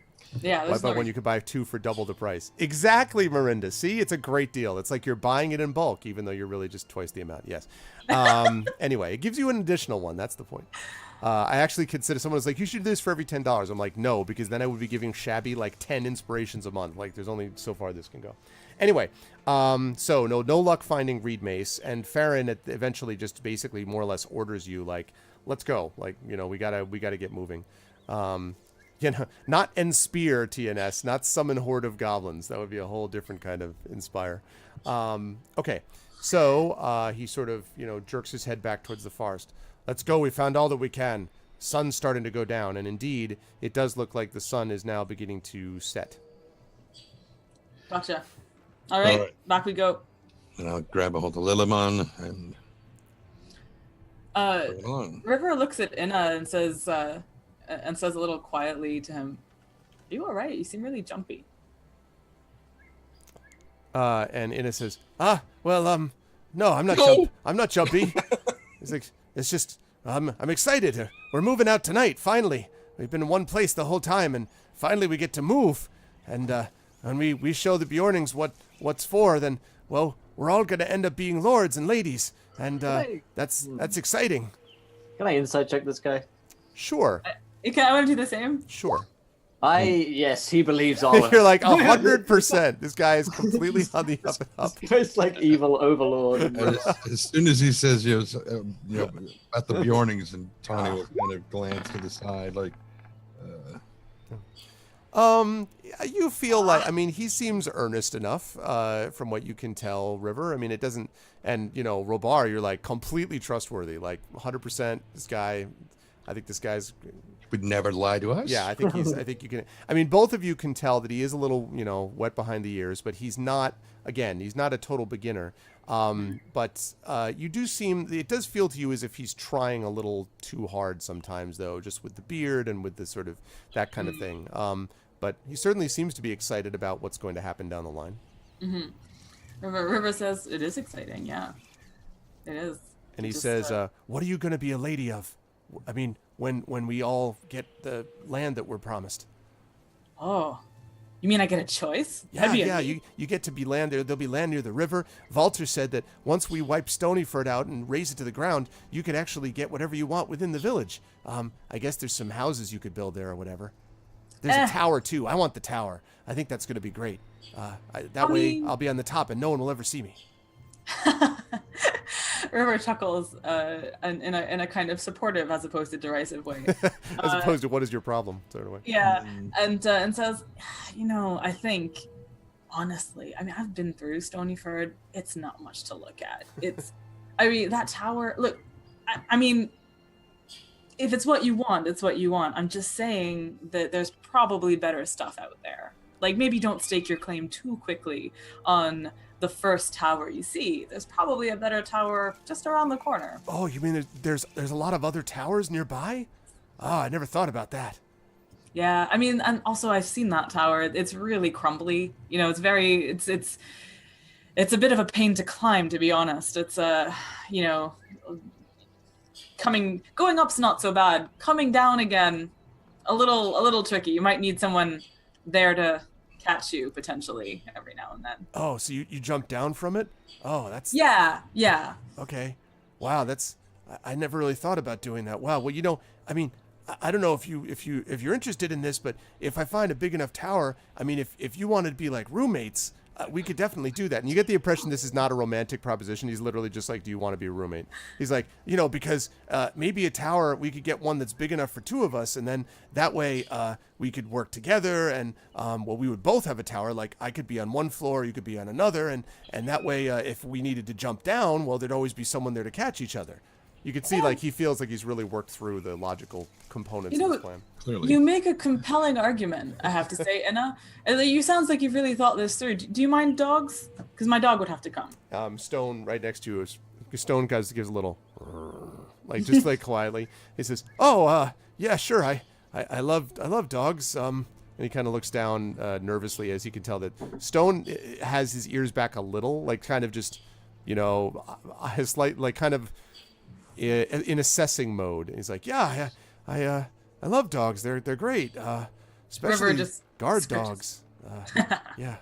Yeah, it would be really good to have a guard dog, because then we wouldn't have to take shifts to just keep watch all the time. He could do it. And he nods. He's like, "Yeah, this seems like a great idea. Wow. I can't wait. I'm really excited." And Farron finally says, "Be silent, whatever your stupid fantasies are, boy. Before we do any of this stuff, we've actually got to see if we can win out the day before you start deciding what land you're gonna stake your claim to." Here, here. And he says, "And as for you, River, I think you may believe yourself to be clever, but I know you'll understand what it means to actually fight more than this boy does. First, we have to worry about getting through with the strength of our own good right arm. Assuming we can do that, then we can worry about that. Don't go filling this boy's heads with fantasies and dreams." If you want to be realistic about this, it's going to be difficult for you guys to take over Bjorn's home head on. If I were doing it, I'd go to Gloomyfold. Dude, you actually say that? Yeah, if I were doing this, I would ambush them at Gloomyfold. You heard of that place? And he says, "Nah, I don't go up towards the Bjornings too much. Dangerous land up there for some people." Indeed. What do you know about this gloomy? What is it? Gloomyfold? Ford? Gloomyfold. It's Gloomyfold. It's a place of some strategic value. We do Nadine. We travel the lands and find these places, and we all know each other. And if you were to take somewhere like Bjorn's house, well, that's where you do it from. You could ambush them there easily. I mean, you can take full credit for this one. You can probably tell Volter this, and he will think it's a great idea. But don't mention it was my idea, because it's probably not going to like it if it comes from me. If it comes from you, he might listen to the voice of reason. And he sort of nods and he says, "It's very kind of you to think about us. I suppose we'll have to consider that. It'll be interesting to see how we get there. I don't know whether he's going to want to head straight there or whether he's going to want to take some side paths. Sometimes Volter wants to be able to make a statement, you might say, as he goes. And Well, if he could be wants part to- of that too. If he wants to rule over his kingdom as soon as possible, what I would tell him if I were his right-hand man is, you need to take Bjorn's house as quickly as possible. If he hears word, then he'll be able to gather his forces to defend against you. So, I mean," and Robar looks away coyly. Coily. Oh man, that's funny. just my 2 cents. Yeah. River kind of just rolls her eyes dismissively about whatever it is he said. Said, "Look, well, where dreams and things are concerned, I don't think there's anything wrong with having a head full of aspirations to motivate someone through things that are difficult. If Inna has dreams of towers and things like that, then why shouldn't he hang on to them? There's going to be bloodshed plenty for everyone. Knowing that there's something waiting for you beyond that can only be helpful." And he shakes his head and he says, "I don't know. I still think you're filling his head with foolish dreams. I'd like him to focus on the task at hand if it were up to me." And I think Inna, you'll find the dreams are already there. and Inna says, I'm focused, Farron. You can trust me." And Farron says, "We'll see about that the first time a sword's headed straight for your head, boy. And we'll see the kind of person that you are." And so this continues, this banter, let us say, as you make your way rather quickly now back towards the camp. And when you arrive back at the camp, probably, again, about twice as fast as when you left it, because now you're just sort of going directly, you find the camp is already in an enormous amount of sort of disruption. Half of it has already been taken up, at least. You see that a lot of the tables, I think I may have mentioned that there were some tables with weapons on them, simple weapons, and a lot of those have now been gathered together. They seem to have been wrapped in this kind of heavy cloth and bound. A lot of men have picked up, actually, some of those weapons now and are wearing them. So whereas when you walked in, there was kind of men kind of milling about. Now there is a definite sort of energy about the place. Most of the fires have been cut out, and you see Walter with his arms folded in front of his now rapidly being taken down by men behind him tent. And next to him stands Odoric. As you're looking around, you don't immediately see Inga, but she may be caught up in the bustle of the rest of the stuff happening. And so as you arrive back, Farron says, "All right, well, I suppose we better report here what we've got to Walter. Let's head over there." And as you walk over, you see Inga just happen to sneak in, and she's sort of bustling about with the rest of the men. And Walter looks at Farron as gets and, so my foragers are back. What have you discovered then? Not a whole lot. I'll let the actual herbalist tell the story. And he kind of jerks his head over to you, Tawny. Water lily reed, king cup, but no reed mace. Couldn't find it. And he, Walter shakes his head. It's too bad, but we'll have more opportunities, hopefully, to find some in the days ahead. But unfortunately, I can't give you more time now. We've got to get moving. Within the hour, we're leaving this camp. And Odoric here has given me a suggestion about which way to go, and he claps his hand on the shoulder of the boy, who kind of, I shouldn't say boy, he is a 19-year-old, but younger man, and sort of, he sinks a little bit below the force of the hit, and Odoric kind of nods and says, "Yeah, I think I've got the right way to go."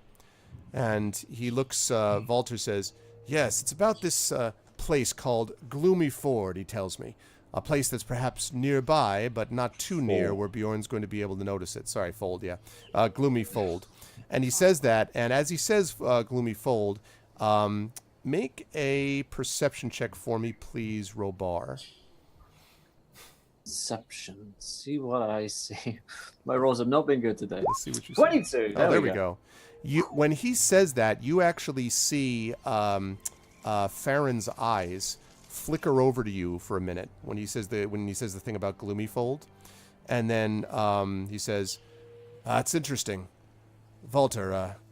This one right here," and he jerks his head at you, Robar. "This one here mentioned the same thing. Said that Gloomy Fold was a good place to be. The question is, why'd he mention it?" And Walter says, nods slowly. "Aye. Either both of you have a really good tactical understanding, or there may be something else involved. Why do both of you think Gloomy Fold is a good way to go?" And Odoric says, "Well, I've already explained it. It's close to where Bjorn lives, but he won't be able to see into it. It's below the level of the ground. You should be able to get, within maybe a half hour of him before anybody would really notice. Plus, it's the straightest shot you can get if you want to travel from here to there, once you get, let's say, past the old ford anyway." And he nods and then says, "Was that also your considered reasoning, Robar?" I look kind of impressed and say, "Well, kid's got something to him at the very least. My people know these lands better than anyone else." He brings up most of the main points, but not to fail to mention the fact that there is plentiful resources up there, game, and you're right by the river, so you can get plenty of supplies for your forces there as well, which is something not to be overlooked in a place like this. Getting food and supplies to your army and your kingdom is of vital importance. That's why I'd go there. So he nods again. Make a deception check for me, please, Robar. Please. You can do it. Please. You can do it at +2. Oh, 15. Okay. So 17, right? Or was that counted +2? No, that is counted +2. Okay. So he it's 17 is the total, right? Yeah. No, I because actually added in he the included you it added already. it. Yeah, I just clicked in the thingy. That's fine though. He sort of, so he nods slowly, says, "All right. Well, it's good to see that people are thinking together then towards common purpose. That's the sort of thing we all want here, I think. All right. Then we'll head towards Gloomy Fold. I did want to head to Stonyford, but perhaps I'll deal with them later. He looks to Odoric and says, "You realize that it will delay the moment that Stonyford has the justice it deserves visited upon it. I hope you're all right with that, my boy." And Odoric sort of swallows and says, "Well, it'll be hard, but I think I can wait. When finally we bring the hammer down upon them, they'll feel it all right." It'll also give you the greatest strength available when you take on Bjorn, instead of having to deal with Stonyford first. And so Walter nods. "I think you're right. All right, then. Then our path is straight to the north, as quickly as we can, I suppose." He said, "All right. We leave then within a half hour. In the meantime, the rest of you," and he kind of sort of speaks to all of you, "the rest of you try to make yourselves useful. We move out in about a half hour. Farron, Inna, come with me. I need to talk to you about a few things." And they sort of wander off with him. So for the first time, all of you, with the exception of Inga, are by yourselves. But you can stop Walter if you wish. Yes. Just one further question. You say we're leaving within a half hour. We seem to be taking a great deal with us, so I presume we're stopping somewhere. Can you give me some idea of where that might be? I might know if there's herbs available there. He says, "Once we've had our rest, my friend, my plan is for us not to do much more of it except when we absolutely must. We'll probably head directly north of here, travel through the night. Perhaps tomorrow sometime, depending on how fast we go and the sort of circumstances of the land around us, I might call a halt. Perhaps we might, for example, at least pass over the road that leads from the old ford to the high pass. Maybe north of there somewhere I might order a rest, but it won't be long, hour at most each time. We're have to be made of fairly strong stuff to be able to live out here, and we've had a good long rest in preparation for this. Our advantage now comes in speed and surprise." Very well, thank you. Stump has inspired Robar. So Robar is inspired, although it was slightly late for that particular role, but thanks, Stump. So Robar, now you have the power. You've got the power. All right. So, that's the deal. So now Walter heads off, assuming you let him. Now, the only one you don't see is Inga, and then eventually you look over and see that she is sort of staggering underneath what looks like 3 or 4 rolled tents that she's kind of carrying over, and finally kind of drops them and looks over. Yeah, basically. Drops them and looks over at a distance and sees the 3 of you there. For the moment, Inga, you don't have anyone around you that's immediately looking at you, so you could, if you wish, go over to them. River will actually, if she spots Inga, will go over to try and help carry the things. Okay. Exactly what Tani was going to do, too. Yeah. So, Robar, are you going with him or not to do that? Sure. Okay. Yeah. All right. as long as we're all looking busy as we're doing stuff. He said to make ourselves useful. So. Yeah, exactly. Okay, so you're all together now. How are we going to get away from here? I have no idea. I would say we just like play along and wait for an opportunity and then make the run for it. We can get a 30-minute head start on if we leave now. I don't want to leave Odoric behind though. Oh, Odoric has to stay behind. He has to stay behind. He has to stay, and he's the one who's guiding them. He's the one who's going to keep them on a straight path away from Stonyford and towards the gloomy fold. So I can never remember. It sounds like an unhappy blanket. Gloomy fold. It's just, sounds like gloomy something quilt. completely different to me, but I don't think I'm allowed to say that. It's depressed comforter. Is what it's called. Maybe we can slow them down. Inga, you've been fixing things. Do they have wagons that they're taking with them? Do they have wagons? There are 1 or 2 wagons, but they're small. It looks like almost all of it is being carried by the men themselves. Even the tents themselves actually fold up fairly tightly so that they can be, and they're like tightened. They're held really tightly with ropes so that they can be carried by the men on their backs. So it looks like they're designed to move mostly without. But there is a wagon, yes, at least you see, possibly one other. Oh, so by the way, while I was staying behind, like I probably got like a good look at like the supplies they have and how many people there are and stuff like that. Yes, you did. So, Inga is gonna fill in the others in the meantime on how many people exactly there are on the gear and stuff like that. So you're pretty confident that we're talking about somewhere around 54, 55 people probably. All of them, if you had to guess, fighters, armored, weapon-holding people. No, there's no dead wood, so to speak. All of these people are fighters.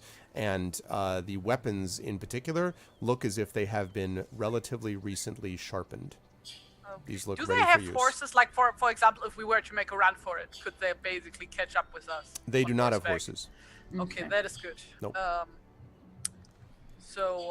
Do they have ranged weapons? Yes, they do have bows. They do have mostly short bows, and that they carry at their backs. They each have quivers, but you get the impression that they can do some ranged combat, but they're not like long-range archer types that rain death from, a huge distance. Here's an idea. Every army has a vanguard. Maybe we could move ahead, scout. They And will then not just- trust us with that. They Well, won't we trust us have- all together either. We're all the That's newcomer. true. Yeah, we will not be able to get into a good position like this. What I wonder is, once we're on the move, will it be easier for us to individually slip away one at a time and convene somewhere instead? I have And an idea. tell us.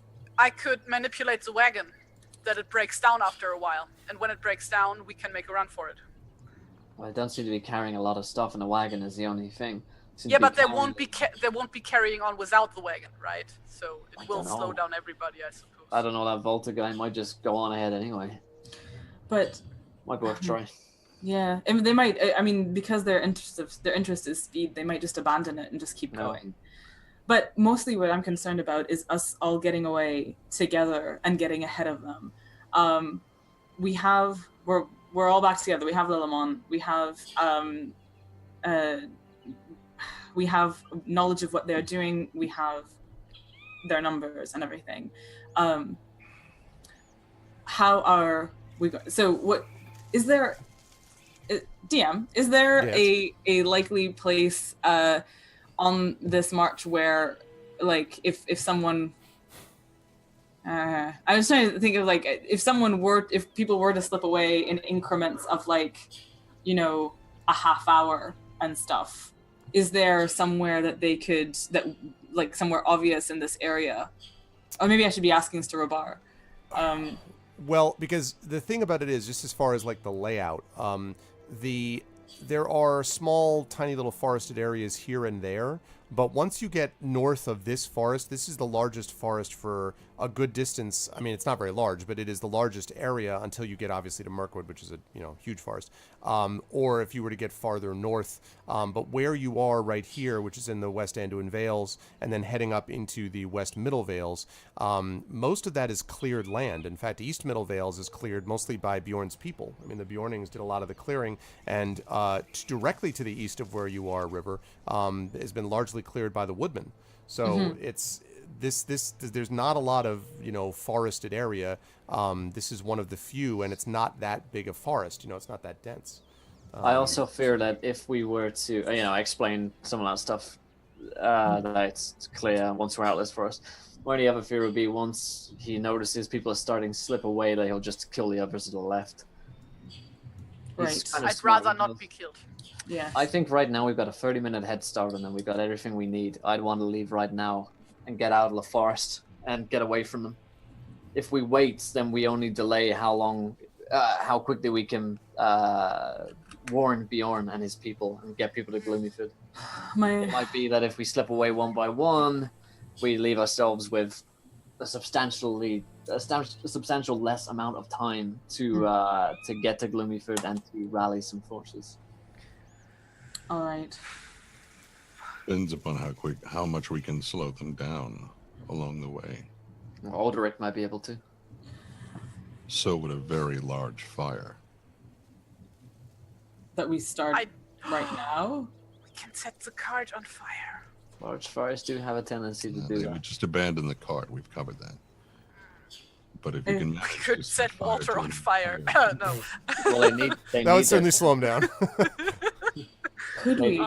they need their tents. If this clearing were to burn down, for instance, there's a lot of dry wood around here. They've already started lots of kindling around fire back there. If we started a big enough fire too, it might at least give some sense of alerting people elsewhere that something is happening here. That's a good call. Do it like we did with the goblins in the mine. Are you able to do something like that again, Tony? We had the advantage of a great deal of, I believe it was cooking oil at the time. I'm sure I have some around here. Probably more lantern oil than anything else, but We're meant to be making ourselves valuable, so maybe we make ourselves the lantern supply team. And then it all goes up in fire. I've got to quick- kill a few of them as well. Oh God! quick out of character moment to just freak out about how tense I am. Just like, how do we get away from these horrible people? I think it's now or never. We'll either run or we start a fire right now. Right now. Who starts the fire? I'll go find some stuff. We didn't start the Tony fire. can It was always burning already since burning. the world's been turning. And Inga, maybe you could pack Lilimon, make sure she's ready. The rest of us could start the fire and get ready to get out of here. I'm on it. okay, so just so I'm clear on the plan, Inga is going to do what while the three of you are starting to fire? Like make sure that like, well, I mean, Liliman already has all my stuff. Yeah, that's true. Right. Actually, I should have Wait, mentioned that but- when Lillimon saw you, by the way, he went over and nuzzled you, like, repeatedly, almost bumped you over, like, knocked you Aw. over because he was like, so. Such a I good boy. I have misgivings before we embark on this plan. I just part of me is like the running away plan seems great. Immediately, I am so tired of these horrible people. But the thought that like I'm thinking of right because everyone so no one is paying attention to us right now. Everyone is getting ready to go. Right? That is Yeah. correct. Although Okay. the longer you spend together as a group, the more likely someone will notice. But yes, Okay. I guess my thought is can we all oh god. I don't know. I feel like any decision I make is going to be the wrong one. we're doing it. Let's go. We should definitely split up. We're doing it into lots live. of Fire. Robo's very Right, we should definitely decisive. split up in order to do the fire and then like I think that when we escape we should also try and escape like in I don't know if it's better to escape in separate directions to reconvene somewhere. River, I you thought that notice that Farron is now looking, has come out and is now looking over in your direction and is starting to make his way towards the four of you. Okay. By the way, while Inge is like taking care of Liliman, she is making sure that she can ride him away. Like basically, she readjusts his pack. Very Like, good. she can just jump on his back and. Be Yep, like, he seems Alright, pretty there much we go. ready to be able to do that. Okay. Yeah. Well, River So, is okay, shouldering- so Inge is like, okay, I'm gonna go water my horse before we leave, and goes to the next best water supply. thing. Okay. Okay, so Robar and River says, "I'll distract Farron." I'm gonna find things that burn. All right, you two. You two take care of that part. I'll distract Farron, and I'll try to find a way to make my way to you, whatever happens. I have not been placed in your charge. You don't tell me what to do. Farron And he walks comes off. up. Yeah, so Farron comes up just a second later and says, what happened with you? What's that all about? What? Ugh, just the dwarf couldn't carry all of the stuff on her own, so. Inge is Couldn't like, help it. by walking away, she's like, Yeah, Robot's going to find things that blow up. Okay. And he says, you're making him into a beast of burden, are you? He's a strong one, that one. He says it, looking at Tawny Bear's retreating form. He says, he's a strong one, that one. I don't know, though.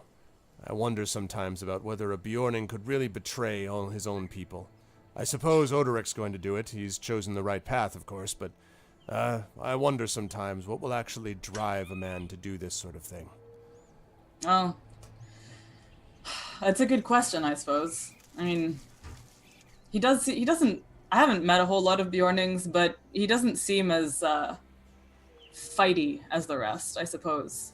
Perhaps that could. I mean, he's grumpy, but he seems, peaceful. They all say they're peaceful. Put a weapon in their hand and they'll fight. I've run into many of them that all say the same thing. They're all about being peaceful and pacifist and don't ever want to take the life of another person, and that changes we're in the midst of battle. I can smell it on him. He's got some death around him, that one. You can tell all you want about his trying to stay peaceful now, but back in the day, there was some anger that was used on weapons in his presence. Trust me. I know. I believe you.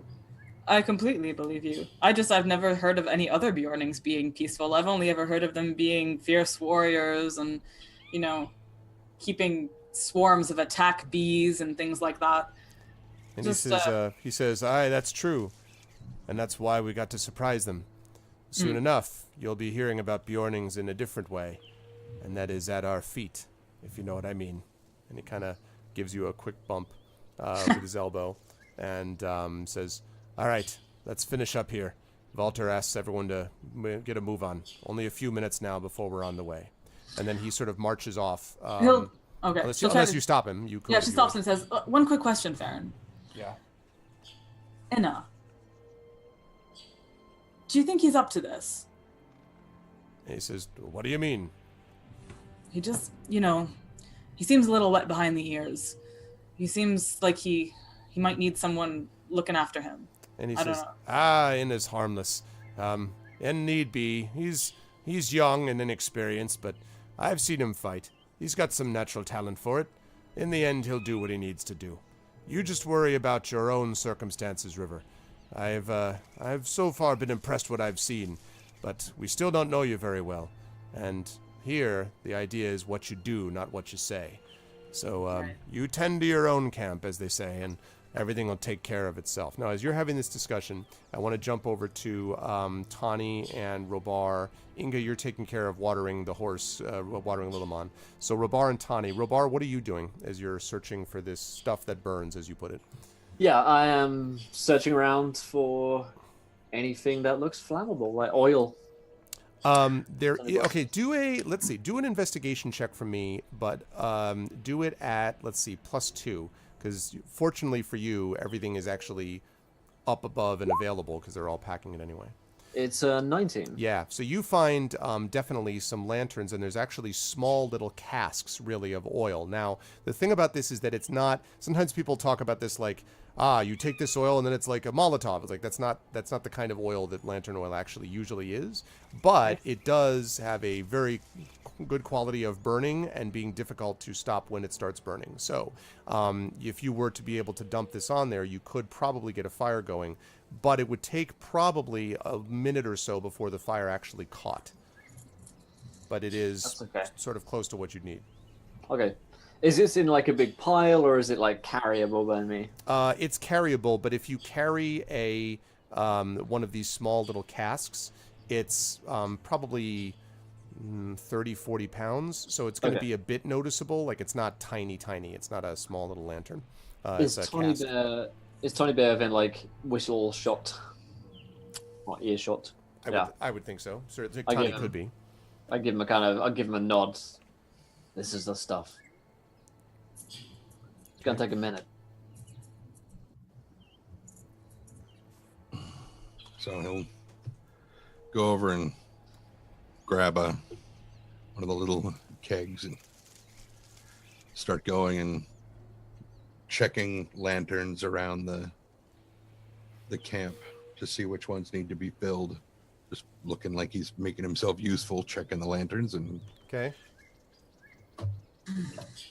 you're able to do that. All right, you eventually gather, both of you, a decent amount. Probably within a few minutes, you've gathered together a couple of these casks worth of things. Now the question is, where are you putting them? Like, are you putting them in various places? Are you dumping them all in one spot? Do you want to spread it around camp, or do you want to make one big blaze? Multiple fires are more difficult to fight, I would suggest. Yeah. Probably also more difficult to start, though, unless you have some kind of long fuse. Also a lot easier to notice. Yeah. Also what? Also a lot easier to notice. Yeah. Several people are doing it. Although, actually, now that I think of it, Trend, you have experience with being in a camp that was set on fire. previously in D&D. Yes. That was actually how he was Amazing. introduced to the party, is where they set half of the camp on fire by blowing up these barrels of alcohol. It was an interesting time. So clearly the solution is to get Inga to start drinking the stuff. Yes, exactly, and then that will certainly do the job. That's how it worked the last time. The dwarf started drinking all the lantern oil, Yep. and it just blew everything up. Yeah, pretty much. It's kind of how it went down. That sounds like the dwarf also blew up, though. No, he's fine. No, he's just that's terrified of Gromnir. mushrooms. He does blow up quite a bit, though, like on a regular basis. He's kind And of. he's terrified of mushrooms and frogs and space It's and been an interesting experience for Gromnir. paper. Okay. Inga will not drink the lamp oil. All right. Not a good thing for dwarves. Good idea. Okay. Anonymous arsonist. Yeah, exactly. It's an AA meeting, Chaotix. Exactly. Okay, so if you guys are starting to set that, Inga, as you come back, you can see that River is still talking with Farron, although Farron is finally... No. Inga is not coming back. That's like At the all? idea. Okay, No, that's what you're she saying. is like staying like away. Like the idea is that she split up and Okay, like got when it. So the she's ready fire to leave. starts. Okay, gotcha, yeah, gotcha. exactly. All right, well And- then, yeah, a few minutes pass then, and you see Walter making sort of last preparations, and the men seem to be starting to gather in the center of the camp. Maybe, he's going to be giving a speech or something, or, before they set on their way. So, Robar and Tani, you have now sort of, as best you can, kind of, seeded several places around the camp. I am going to ask you guys to make a roll to see how well you succeeded in doing it, but that's what you're doing. And then, so the question is, if you're doing it in two separate places, you've got a couple of options. You could do multiple places, and then you have to basically run from place to place to set them, because you're not going to be able to lay a fuse down all the way from one to the other, because it's going to be too noticeable. Or you can just have each one of you at your own spot, and then at a prearranged signal, like, light her up. What do you want to do, Tony? Well, I was also thinking that Tani would probably, while he's going from lantern to lantern to lantern, is probably drizzling a line. Oh, I see. If it Not a conspicuous huge line, Right. but dribbles here and there, and then like a pool of it somewhere relatively unnoticeable. and Gotcha. then- You'll need to do it relatively quickly then, so before Yeah. it evaporates. So Right. Yeah. Uh, Yeah. Okay. The idea of the two of you starting at separate points is interesting, if only because then you wouldn't be together, or Mhm. like there's Yeah. Good idea. Okay. Separate in different directions off into the forest. Okay. So Regroup. what I will then say is, at a preordained moment, when the men are sort of gathered together and away from the center, you both can light the fire, and you're going to need to make a dexterity check for me. We're going to see how well you did, both of you, at lighting these fires. Okay. If only they had delayed blast fireball. Yes, that Robar is inspired, right? I am inspired. I was going to say, can I use my he inspiration? absolutely is inspired, and you can definitely use it. Please, somebody inspire Tony. Too late. 14. Okay. It's 18. Oh With my god! inspiration. And that inspiration was huge. Oh my god! Otherwise, you would have bashed the lantern in your own face. Oh, man. Right. Holy. Okay. I can't take this. I can't take Oh this. my god. So it goes. So it goes down, and you begin to hear this. Let me see if I have my sound effects. So all of you have now gathered together, and or I should say, all of the men have gathered together now in the center. Chaotix wants to inspire Tawny Bear. Nice. Welcome to. I will. Yeah. So I'll let you hold on to that inspiration. Thanks, Chaotix. Yeah, that was clutch, Thorg. Okay, let's get some. There we go. Lovely. Yes. Pleasant little line. Walter gathers in front of his men, and he holds up a hand. There's a lot of noise all settling about, and now you have a chance to see, River, because you're still there, obviously. You have a chance to see this camp. You mentioned out of character having the tension. More of that tension would exist if you actually saw the sort of camp itself. These are men who are primed for war. And they have the look, the sort of, as Shakespeare famously said about Iago, about Cassius, a lean and hungry look about them, right? They look like men who have for a long time been kept down as they see it, who feel separate from the rest of society, and now they're reaching out. The men curl their fingers around the handles of their axes and then release them again. Real. They kind of rock back and forth from foot to foot, and occasionally one claps another one on the shoulder and sort of grumble to each other, but they all sort of are in a hush as Walter stands up on a little bit of a platform. He's pretty tall anyway, but like stands up on a little bit of a platform and speaks to them. He says, "My friends, my family, my brothers, it has been some time that I've had you wait here, all of us waiting for the moment to strike. But all of you know that the weapon strikes best when it is prepared the longest, and we are prepared, my brothers. While the rest of the civilized, all of them out there who tell us what to do, tell us what to say, simply because of who they were born to, while they slumber in their soft beds, as soft as the right arms of the people who will try to defend them, we have grown hard out here, brothers, hard on the stone and flint of this very land. And I say to you that when we strike into the heart of those places, they will understand what terror is, and they will know what justice is when we have finished what needs to be done." And there's this cry and sort of a shout of, "Ah!" And River, you get this sense, and Robar, you hear a little bit of this as well. Both you and Tawny actually hear a little bit of this now, because you can hear it just sort of in the clearing as the fire is gradually beginning to rise. This sounds to you, there's some charisma to this man. You thought you could sense it anyway, but you can tell that the men are behind him as he's saying this. And he says, "I remember, like all of you, the way it was when I finally realized I wasn't going to be spit on anymore. I wasn't going to be ignored, that I had a destiny. All of you have followed that destiny with me. And with this boy," and then he pulls up, like doesn't grab him by the scruff, but like basically, hauls him up onto the platform next to him, Odoric, he says, "This boy is going to lead us right to the center of our enemies. When we're done, there'll be nothing left of the Bjornings or that filthy shape-changing beast who calls himself a leader of men. He'll see what a true leader is when my sword is at his throat, and you will help me draw it across and watch the blood ooze out of him." And there's this big roar, and Farron in the back says, "To Lord Walter! Walter the King!" And there's Walter the King. And now the fire is beginning to build. So now you hear this crackling. And Inga, you can also now even sort of smell a little bit of smoke, even from where you and Liliman is. Liliman kind of nuzzles up against you. River Stone kind of seems to be growling a little bit, kind of, right next to you, like right there, but clearly is nervous as well.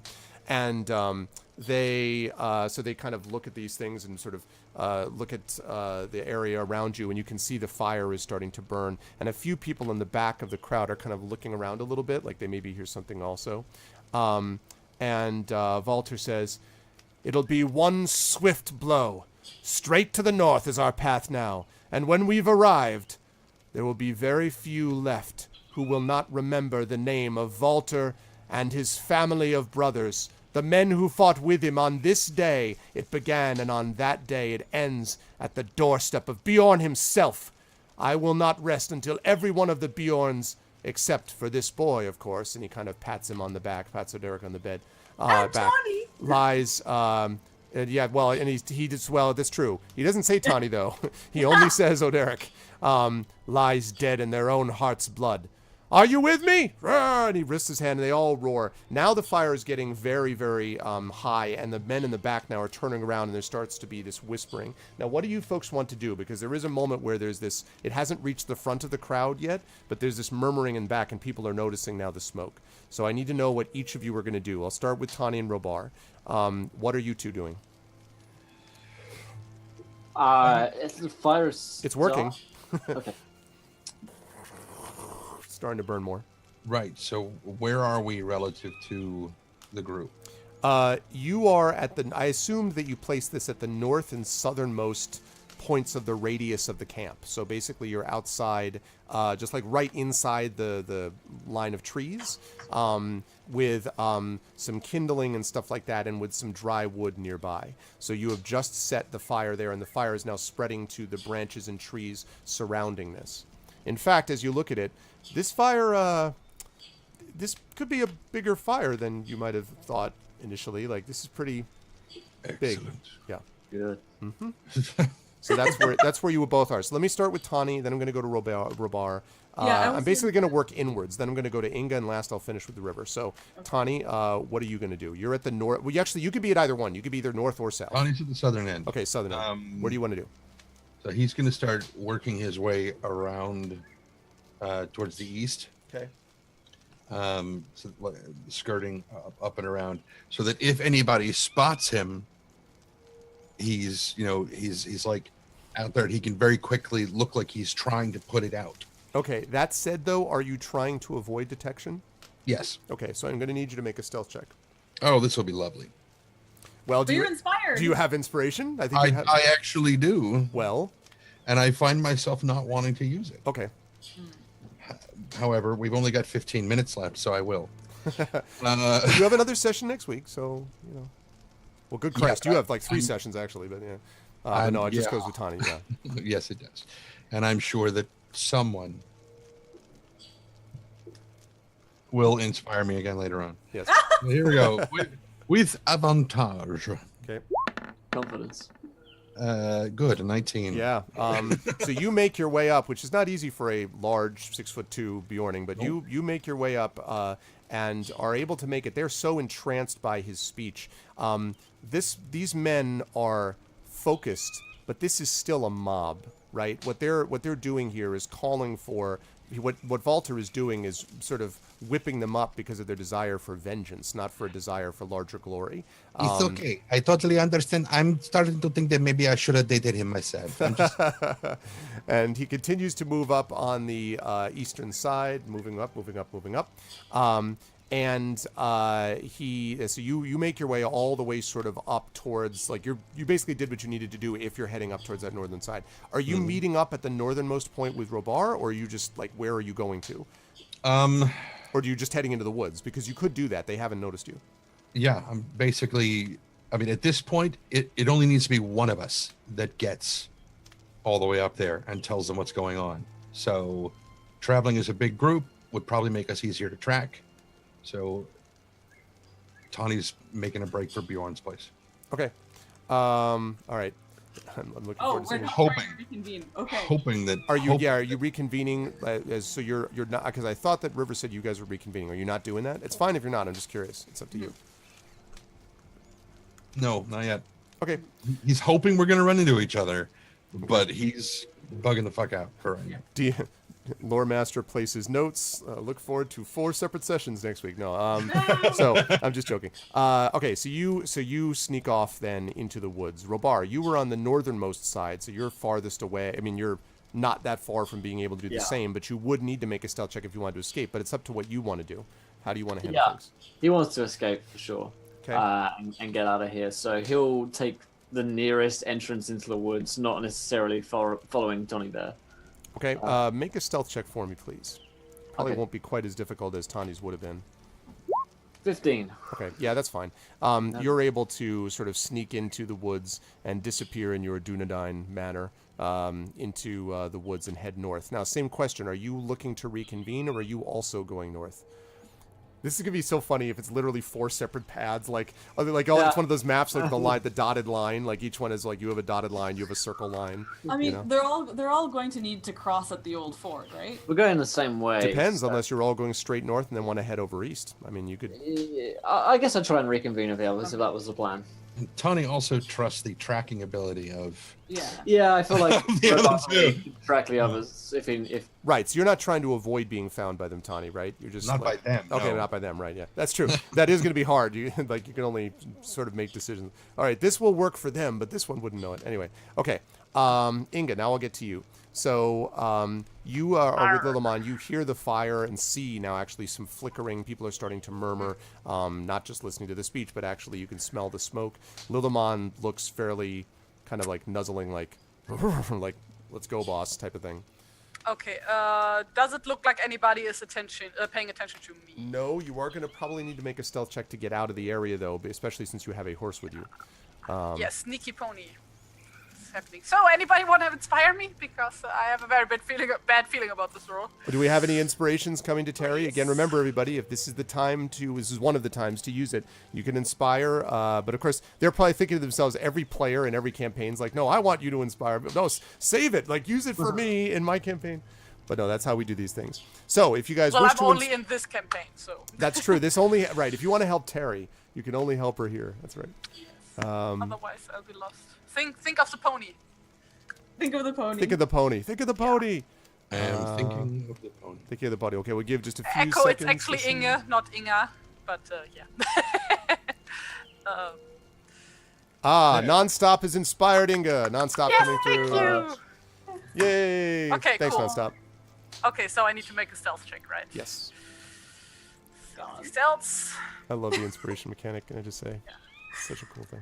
I want, like every time somebody inspires somebody, Amal should sing the I Want to Inspire You song from Steven I Universe. want to inspire you. I want to be your rock, and when you talk, I light a fire in you. Yes. Nice. Oh God, Sparkly, think of the pony steaks. Jesus. I was. Not this pony. Like Miranda, horse how meat is, delicious Metaverse is. Oh God. I mean, horse meat is absolutely delicious, but not this horse. Okay. Wait, This where's is a stealth? There's pony. stealth. Yeah, Lilymon's like, nay. Sorry. 19! Yes! All right, Nice. there you go. Yeah, you quietly make your way out, Lilymon sort of next to you, nuzzling his way, and you also almost melt into the woods silently as the fire continues to rise. I'm like Homer in that one Exactly, gif. back into the Right at the bush. That's my favorite GIF ever. Oh God, I love that. That's my favorite GIF. Yeah. So you head out of the way, and that leads us finally. The party needs food after escaping. Yeah, nice. The amount of Jello you. party needs food. Party needs food. I badly. still have like 4 wheels of cheese in my inventory, so don't be talking We about need to talk about how this cheese has survived many trips with you, including a river crossing. Is it head cheese? Yeah, it's a head cheese. Oh. Keith, Head cheese is like cockroaches. It'll survive all things, Yeah. like even I afterwards. Never changed done. my mind. My character can die so that I can leave. Oh man. Okay, River. So your companions, although you don't necessarily know, have made their way out. So as you hear this sort of speaking, and you hear kind of Farron calling. Now you are not totally next to them, but there are a few layers of people, basically. Like there's a couple of rows of people behind you, but there's it's 54, 55 people, not 500. So, but there are a few people behind you. So Hey, Pyron. So here, while so yeah, okay. My thought for what River was doing was while the speech was going on, every time there's a like to kind of use every one of those to kind of try and move slightly farther away. Okay. To try and be unobtrusively moving towards slipping away to the woods as well. So because that like all she wants to do at this point is since they've all dispersed, she's just trusting that everyone is making their way out and that it's her objective right now is just to get out of there without being noticed as well. Okay, then I'm going to ask you to make a stealth check. I'm going to ask you to do it, though, at -2, River, because you have got multiple layers and you're in the middle of a bunch of these, riled up people. So it's not as easy. You're not by the edge of the clearing already. Now, this is the part where I imagine you say, hey, chat, could someone inspire me? So inspiration, I will sing any song that I know. Wow. Okay, so if you inspire her, she will sing you a song. If you inspire her. So do we have anyone else who wants to inspire? Especially, I'm especially game for Hamilton. I know all of Hamilton by heart. I will inspire. Oh, that's right. What? Tren can inspire because Trendane has it. So Trendane will inspire her. Is that allowed? Tren inspire. Yes, because he's a supporter. It's fine. He can't inspire his own character. That's the rule. No. But he can inspire somebody Shadowed else. Mage is also offered. Shadowed Mage offers it too. Do you want to hold on to yours, Tren? Shadowed, if you're willing to inspire, it's up to you. Go ahead, Shadow. So Shadowed can inspire. It would be the River is who you need to inspire. And thanks, Shadowed. So one word or two? I think Shadowed's got just one. No. The river. Is it one word or two? It doesn't matter. Just put it as like, just say the river one word just so that it doesn't mess it up. Did you see Stump's thing? I played a character that had a mule named Emra, short for emergency rations. End of campaign, it was Emra the Fourth. That is awesome. Inspire the river. It worked. That's all right. not Thank you. funny. Thank Hooray. you, Shadowed. Thank you, Shadowed. So, Shall I sing a song?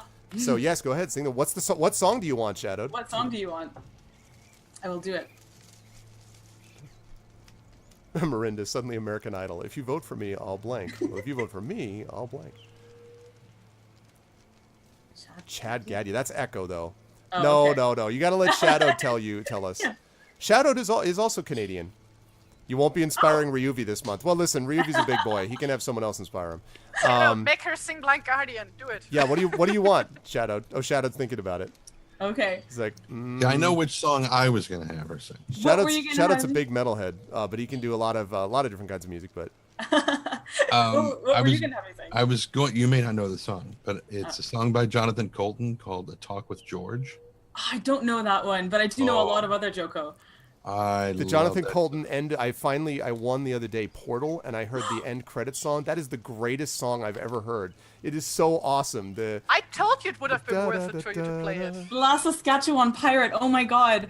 I love that song, and I don't know that I remember it well enough to sing it, but what I will do is pull up the lyrics and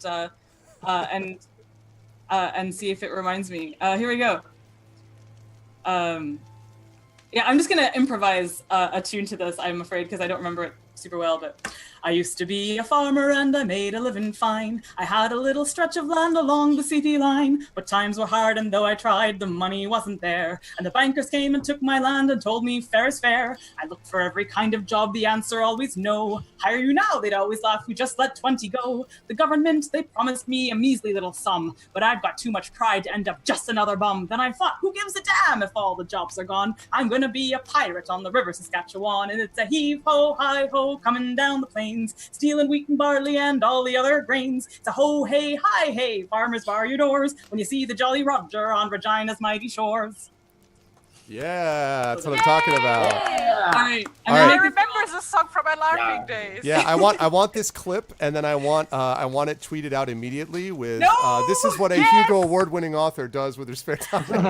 Your eyes only. Also, if this role doesn't give me love after that, I will be. Yeah, there better be multiple. Yeah. There may be there may be freaking great. That's good stuff. That's good stuff, Mel. It's gonna be two natural ones. Yeah, two natural ones. Oh man, let's see what we got.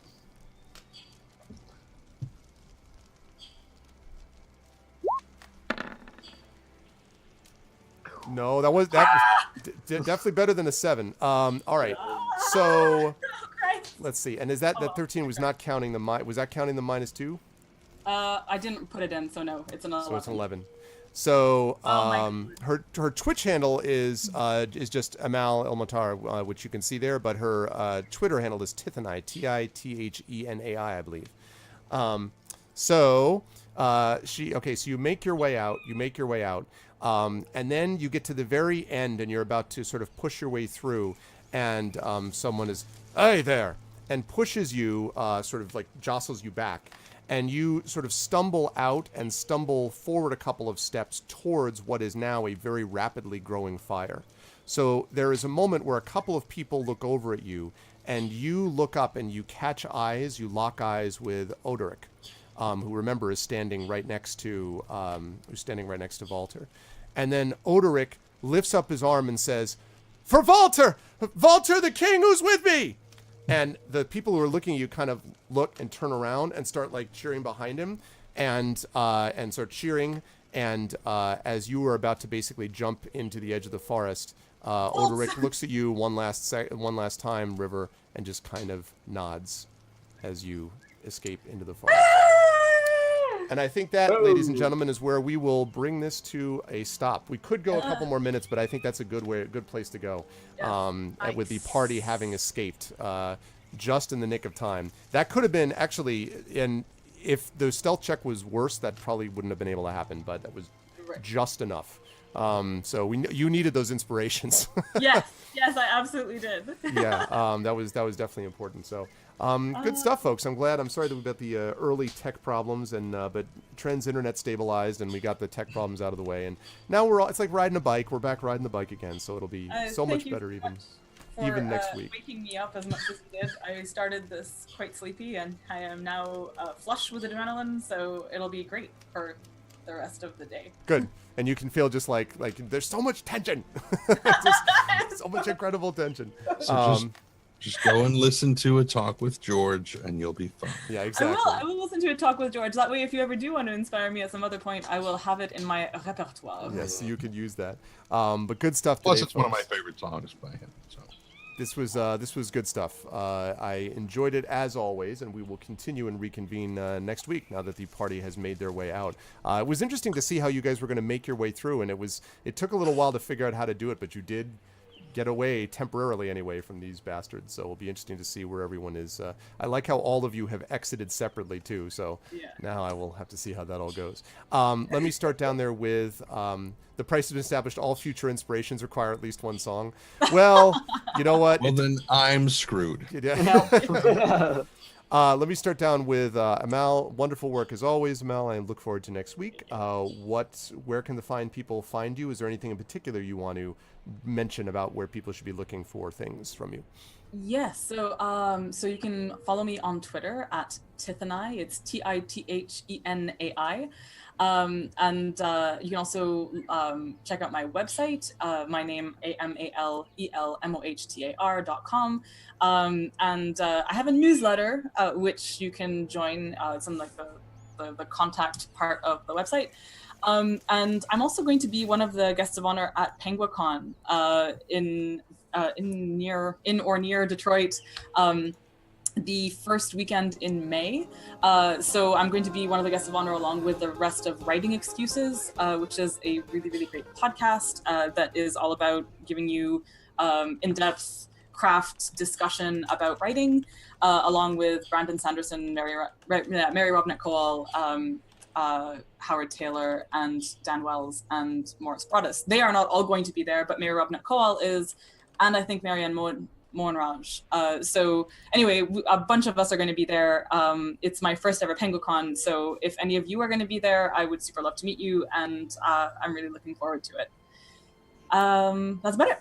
Yeah, and two quick things about that. That's really true, by the way. Any of the players, I think I can speak for them, if they are at conferences or conventions or anything, definitely say hi, because we see all of you folks virtually, but I've had a number of people come up and say hi to me. Just when you do it, if people sort of give you a blank look, if you then say your Twitch name, that's often helpful. Like, if you're like, oh yeah, because otherwise you won't know exactly who it is. Also, I wanted to say thank you for the follow to several species. Welcome to the Arvanauts, and thank you Echo Alpha 5 for the clip. There is now a tweet out, in fact, which says the Tithenai sings for the almighty D&D group within Middle-earth and its storyteller Gregory Wilson and the lovely Arvanauts, aka Chat. So I retweeted that, and Paul Waymer has retweeted it and liked it already. So we're spreading the gospel of Mal. Very soon, the New York Times will pick that up as well. Exactly. That's going to be the next thing. She'll be doing columns, and then she'll be getting a music review. So, oh no, we won't always embarrass you. Just this one particular time. That's fine. It's a lot of fun. I brought it on myself. I insisted. I'm just scrolling through to find anyway. Where's the tweet? Yeah, exactly. Where is it? But thanks, Mel. Wonderful stuff, and I will see you next week as always. Moving right along up the line, we have, of course, someone who's been busy putting together the final touches on her outfit, and that's Terry. Look at that, man. I said before, so much nerd punk cred. Cool. I really dig it. Well, it's metal, not punk. There's like one punk band on there. But it looks so... Okay. All right, fine. Metal. Then fine. Nerd metal cred. But thank you, Terry. Great stuff as always. Well done with Inga today. Where will the fine people see or hear from you next? Well, next week. Are we on here next week? Are we? Yes, we are. Next Tuesday. Okay, yep. Same bad next time, Tuesday same bad here. Other than that, since I've already mentioned conventions and stuff, I will be attending the Comic Jade in Aachen next month on April 14th and April 15th. If anybody should be there, I mean, it's in Germany. I know like 2 of you are in Germany. But yeah, if you are up for that, would be awesome if you would step by, say hi. And then the next thing I will be attending will be the Comic Salon in Erlangen, which is like in Franken, which is like North Bavaria. Okay. From May 31st to June 3rd. Yeah, you can find me at the Toons Up booth in both cases, and yeah, soupy doopy if you would. Very very cool stuff. Say hi. And I think Yes. it's okay to say, right, Terry, that your drawing is beginning to happen again because you figured Oh yeah, out a right. way. Oh, people don't know that That's yet, kind right? of I important already, for them. I kind of announced that on Discord already, but yeah, I found a way to draw again, luckily, because at one point I was like, fuck this, I need to draw again. So like I tried out like different poses, and like when I actually like lay down my arm while drawing, it works without hurting. It's kind of an awkward position to draw in, so I'm a bit slower. But yeah, I can draw again. I don't know yet when I can rejoin the whole choose your own adventure stuff again, because I have to see. Because for that I need to draw fast, and I kind of want to. Right. So we'll See be how we'll be fast I can patient. go. There's Yeah, there's other things we can't talk about yet that we want Terry perfectly. I have well no idea for, what so. you are referring to. Yes, yes, indeed. But that's awesome, Terry. I'm really, genuinely really happy. This sir, was so about much that. It's fun. cool. Oh my Good, I'm god. glad. I'm very Yeah. excited to have everyone back in the mix. Thank you, Terry, as always. Moving right on to the line. Will, always a pleasure. Robar got to do some good stuff today, and inspiration really, was used at the right times and for the right moments. Yeah, So but it's good stuff. Stump-o-matic for that. I appreciate that. Man. Yep, that was a clutch moment, Stump. So that was good stuff. But Will, thank you. Good stuff as always. Where will the fine people see you next? One of the busiest men on the interweb here. Yeah, you find me all the time doing Encounter Roleplay things. Twitch.tv/Encounter Roleplay, stream all the time. I'm currently organizing my second season of shows at the moment. Just got some exciting emails. I'm going to head to a castle and play D&D later this year. So What? you can come along. At a and, castle? Yeah, there's a bunch of castles in England. One of the good things about England. And, Guess who the Americans are in this yeah, thing? so From it should oh my be- god, castles! Ooh. Yeah, so we should be going out there, and I think there'll be a website where you guys can go get tickets like a weekend away, and there's guest D&D players from the UK who'll be there, so you guys can come along. But yeah, that's my exciting news. Yeah, other than that, I really enjoyed today's session. Actually, it was really, really tense. I was super worried the whole time. I was like, wake up, have a cup of coffee, and in stress for 3 hours.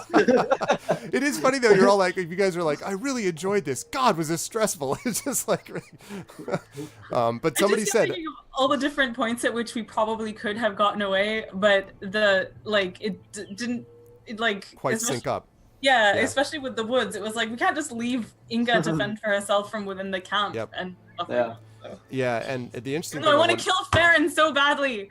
Oh, Yeah, I'm going to talk about. What's interesting because it's a battle between him and Valter for most I hated want to dude. murder Valter so He, badly. he hates ponies. Who the Who hell hates ponies? Yeah, exactly. no, I hate Valter absolutely more than anyone else by several orders of magnitude. Yeah. Farron's just But Farron's also a jackass. Yeah. I was going to say that one of the things we'll talk about this maybe in Masters of the Dungeon, but it can be I think attest to this. It can be so tempting to kind of be like, oh man, it'll be just so much easier if we just put everybody in. Okay, it's fine. Like you guys get away.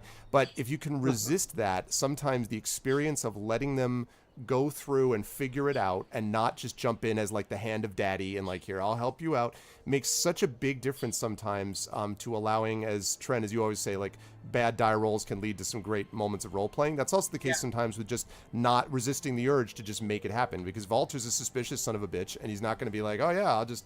So and this was a case where it was fun to see you guys work it out, and I knew you guys could handle it. I knew it'd be fun. I knew we it'd be made fine. so few rolls. Like that, I think this is like the least rolls we've made in a Right. session that I've been part of ever. It was really interesting. Right. It was basically because I was watching to see how you guys were preparing and kind of arranging it. So, but that was a lot of fun. But good work today, Will. And yes, you guys should absolutely check out Encounter Roleplay. Again, you will see Will with me next week on this, but Yeah, also that's we'll right. see with me on the show a week from Friday for Masters of the Dungeon probably as well. So that is what's going on with that. And then last but certainly not least, of course, we have Trendane. And Tren, you had some good stuff. I love the being pissed as Farron was walking up and like walking away at the last second. That was a good moment. Tani had some very good ones today. I was sitting there, I was like, how can I break up this group? Convince, aha. How do I do it? No, it was good. It was good. I definitely had to roll with that too. So good work today. Where will the fine people see you next, sir? Are we doing D&D this weekend? Well, we have probably rescheduled to the weekend following, as I mentioned, Discord because of getting Cairo in. So probably not to the 17th. So that means So here on Tuesday. not Thursday for anything. All City of Mist games have been canceled for this week. Oh, okay, got it. All right. Well, then next Tuesday. So yeah, next Tuesday. One other piece that I was going to announce on Thursday on City of Mist because I forgot that we were doing this today. So instead, I will mention it here today. Okay.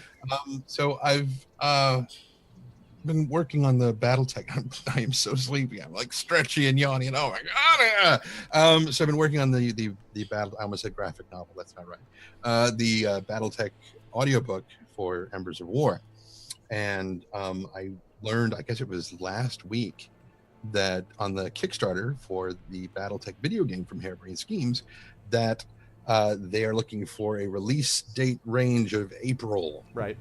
around in there, and Mitch informed me that I can finally tell people that I'm in that game. I did voice work in the upcoming BattleTech game. So Yep. That's amazing. Yeah. And Tren, as people should know from having watched his work, is just incredibly legit voice actor. So I'm really excited to hear that. And I also want to say, just very briefly, that it makes me really super proud in a silly way because Tren's first work with them, I believe, was right. actually doing the special voice event of Shadowrun on the channel that I did live from Harebrained Scheme Studios in Seattle. And the first time they heard him doing the, well, you look like shit, the Duncan Wu voice, and they were like, wow, that's amazing. I'm like, booyah. So I feel like I brought together two great chocolate and peanut butter, and they taste great together. So, yeah. I'm very excited for Trending. His career is definitely moving on up as it deserves to. So awesome work, man. I'm really excited about that, and couldn't be happier with all my players. You guys did a great job. I just love all these campaigns for different reasons, and for you guys, I love how invested you are in Tolkien, and I love how we are sort of commonly. You really have great chemistry with each other, and really showcase this system really well. So nice work. invested in who? Invest in.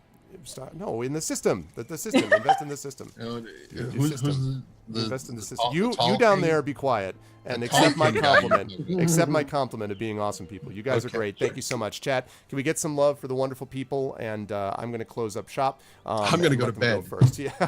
So let's get some love, chat, and I will see all these folks in here 1 week from today. Thanks, guys. Chat. Let's get some love, and I'll see you guys soon. Bye-bye.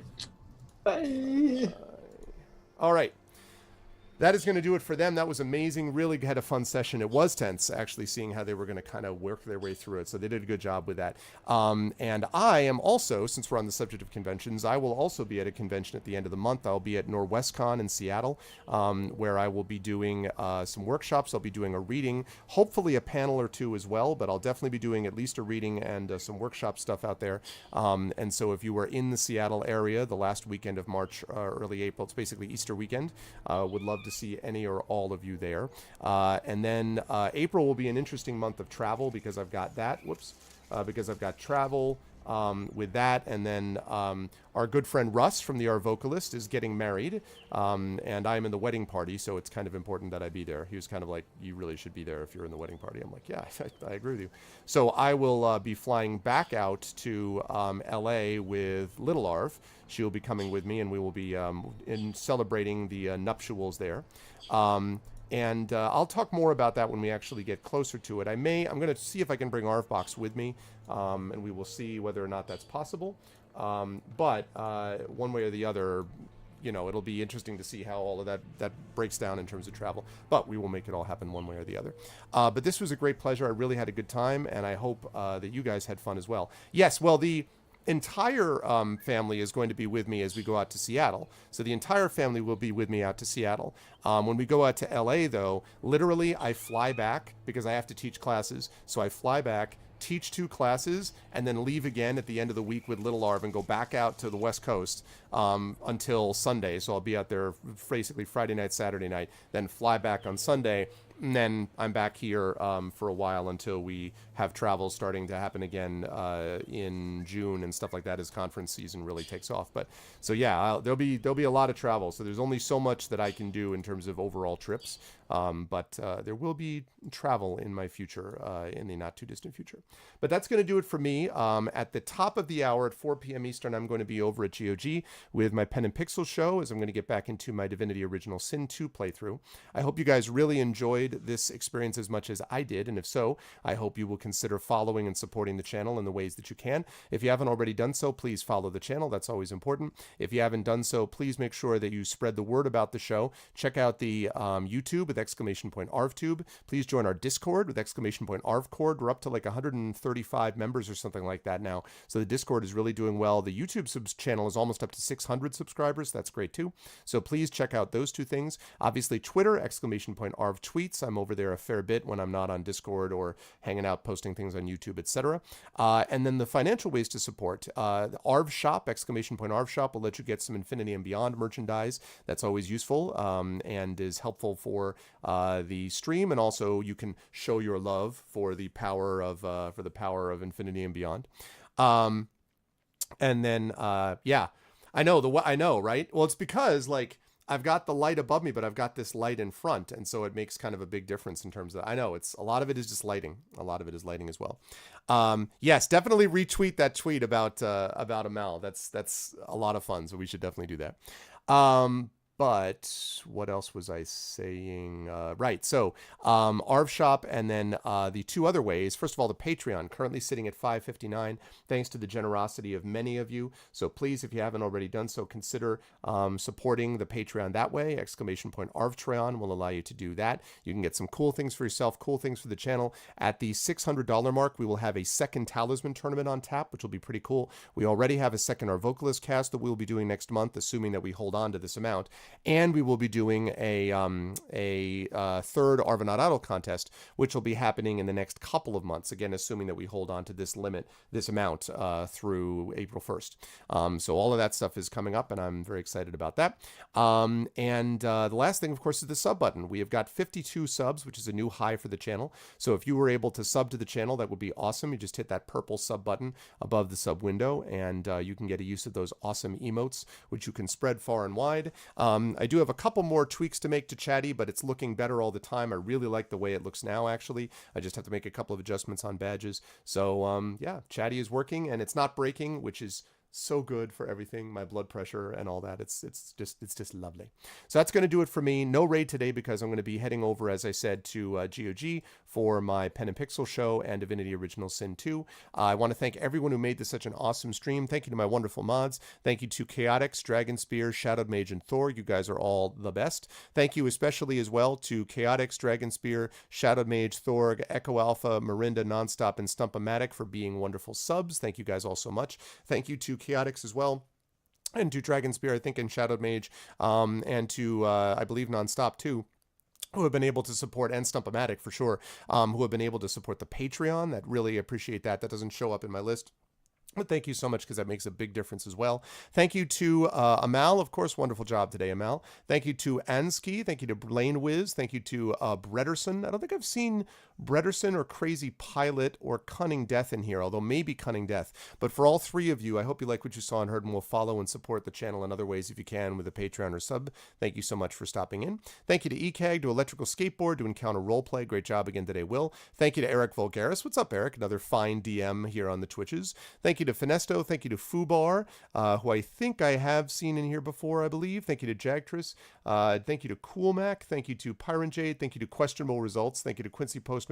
Thank you to Runkle Plays Games, to Spurious, the Sparkly Wallflower, TNS Mephiston, you Christensen, and of course, Unmade Gaming, yet another fine DM on these here Twitches. Thank you all so much. You guys are the best, and I will see all of you wonderful people for this campaign next week. But now, at the top of the hour, I'll see you over at GOG for Pen and Pixels and Divinity Original Sin 2. Thank you all so much. You're the best, and I will see all of you wonderful people soon. And until then, most of all, everyone be good to each other. Love you all. Catch you soon. Have a good one.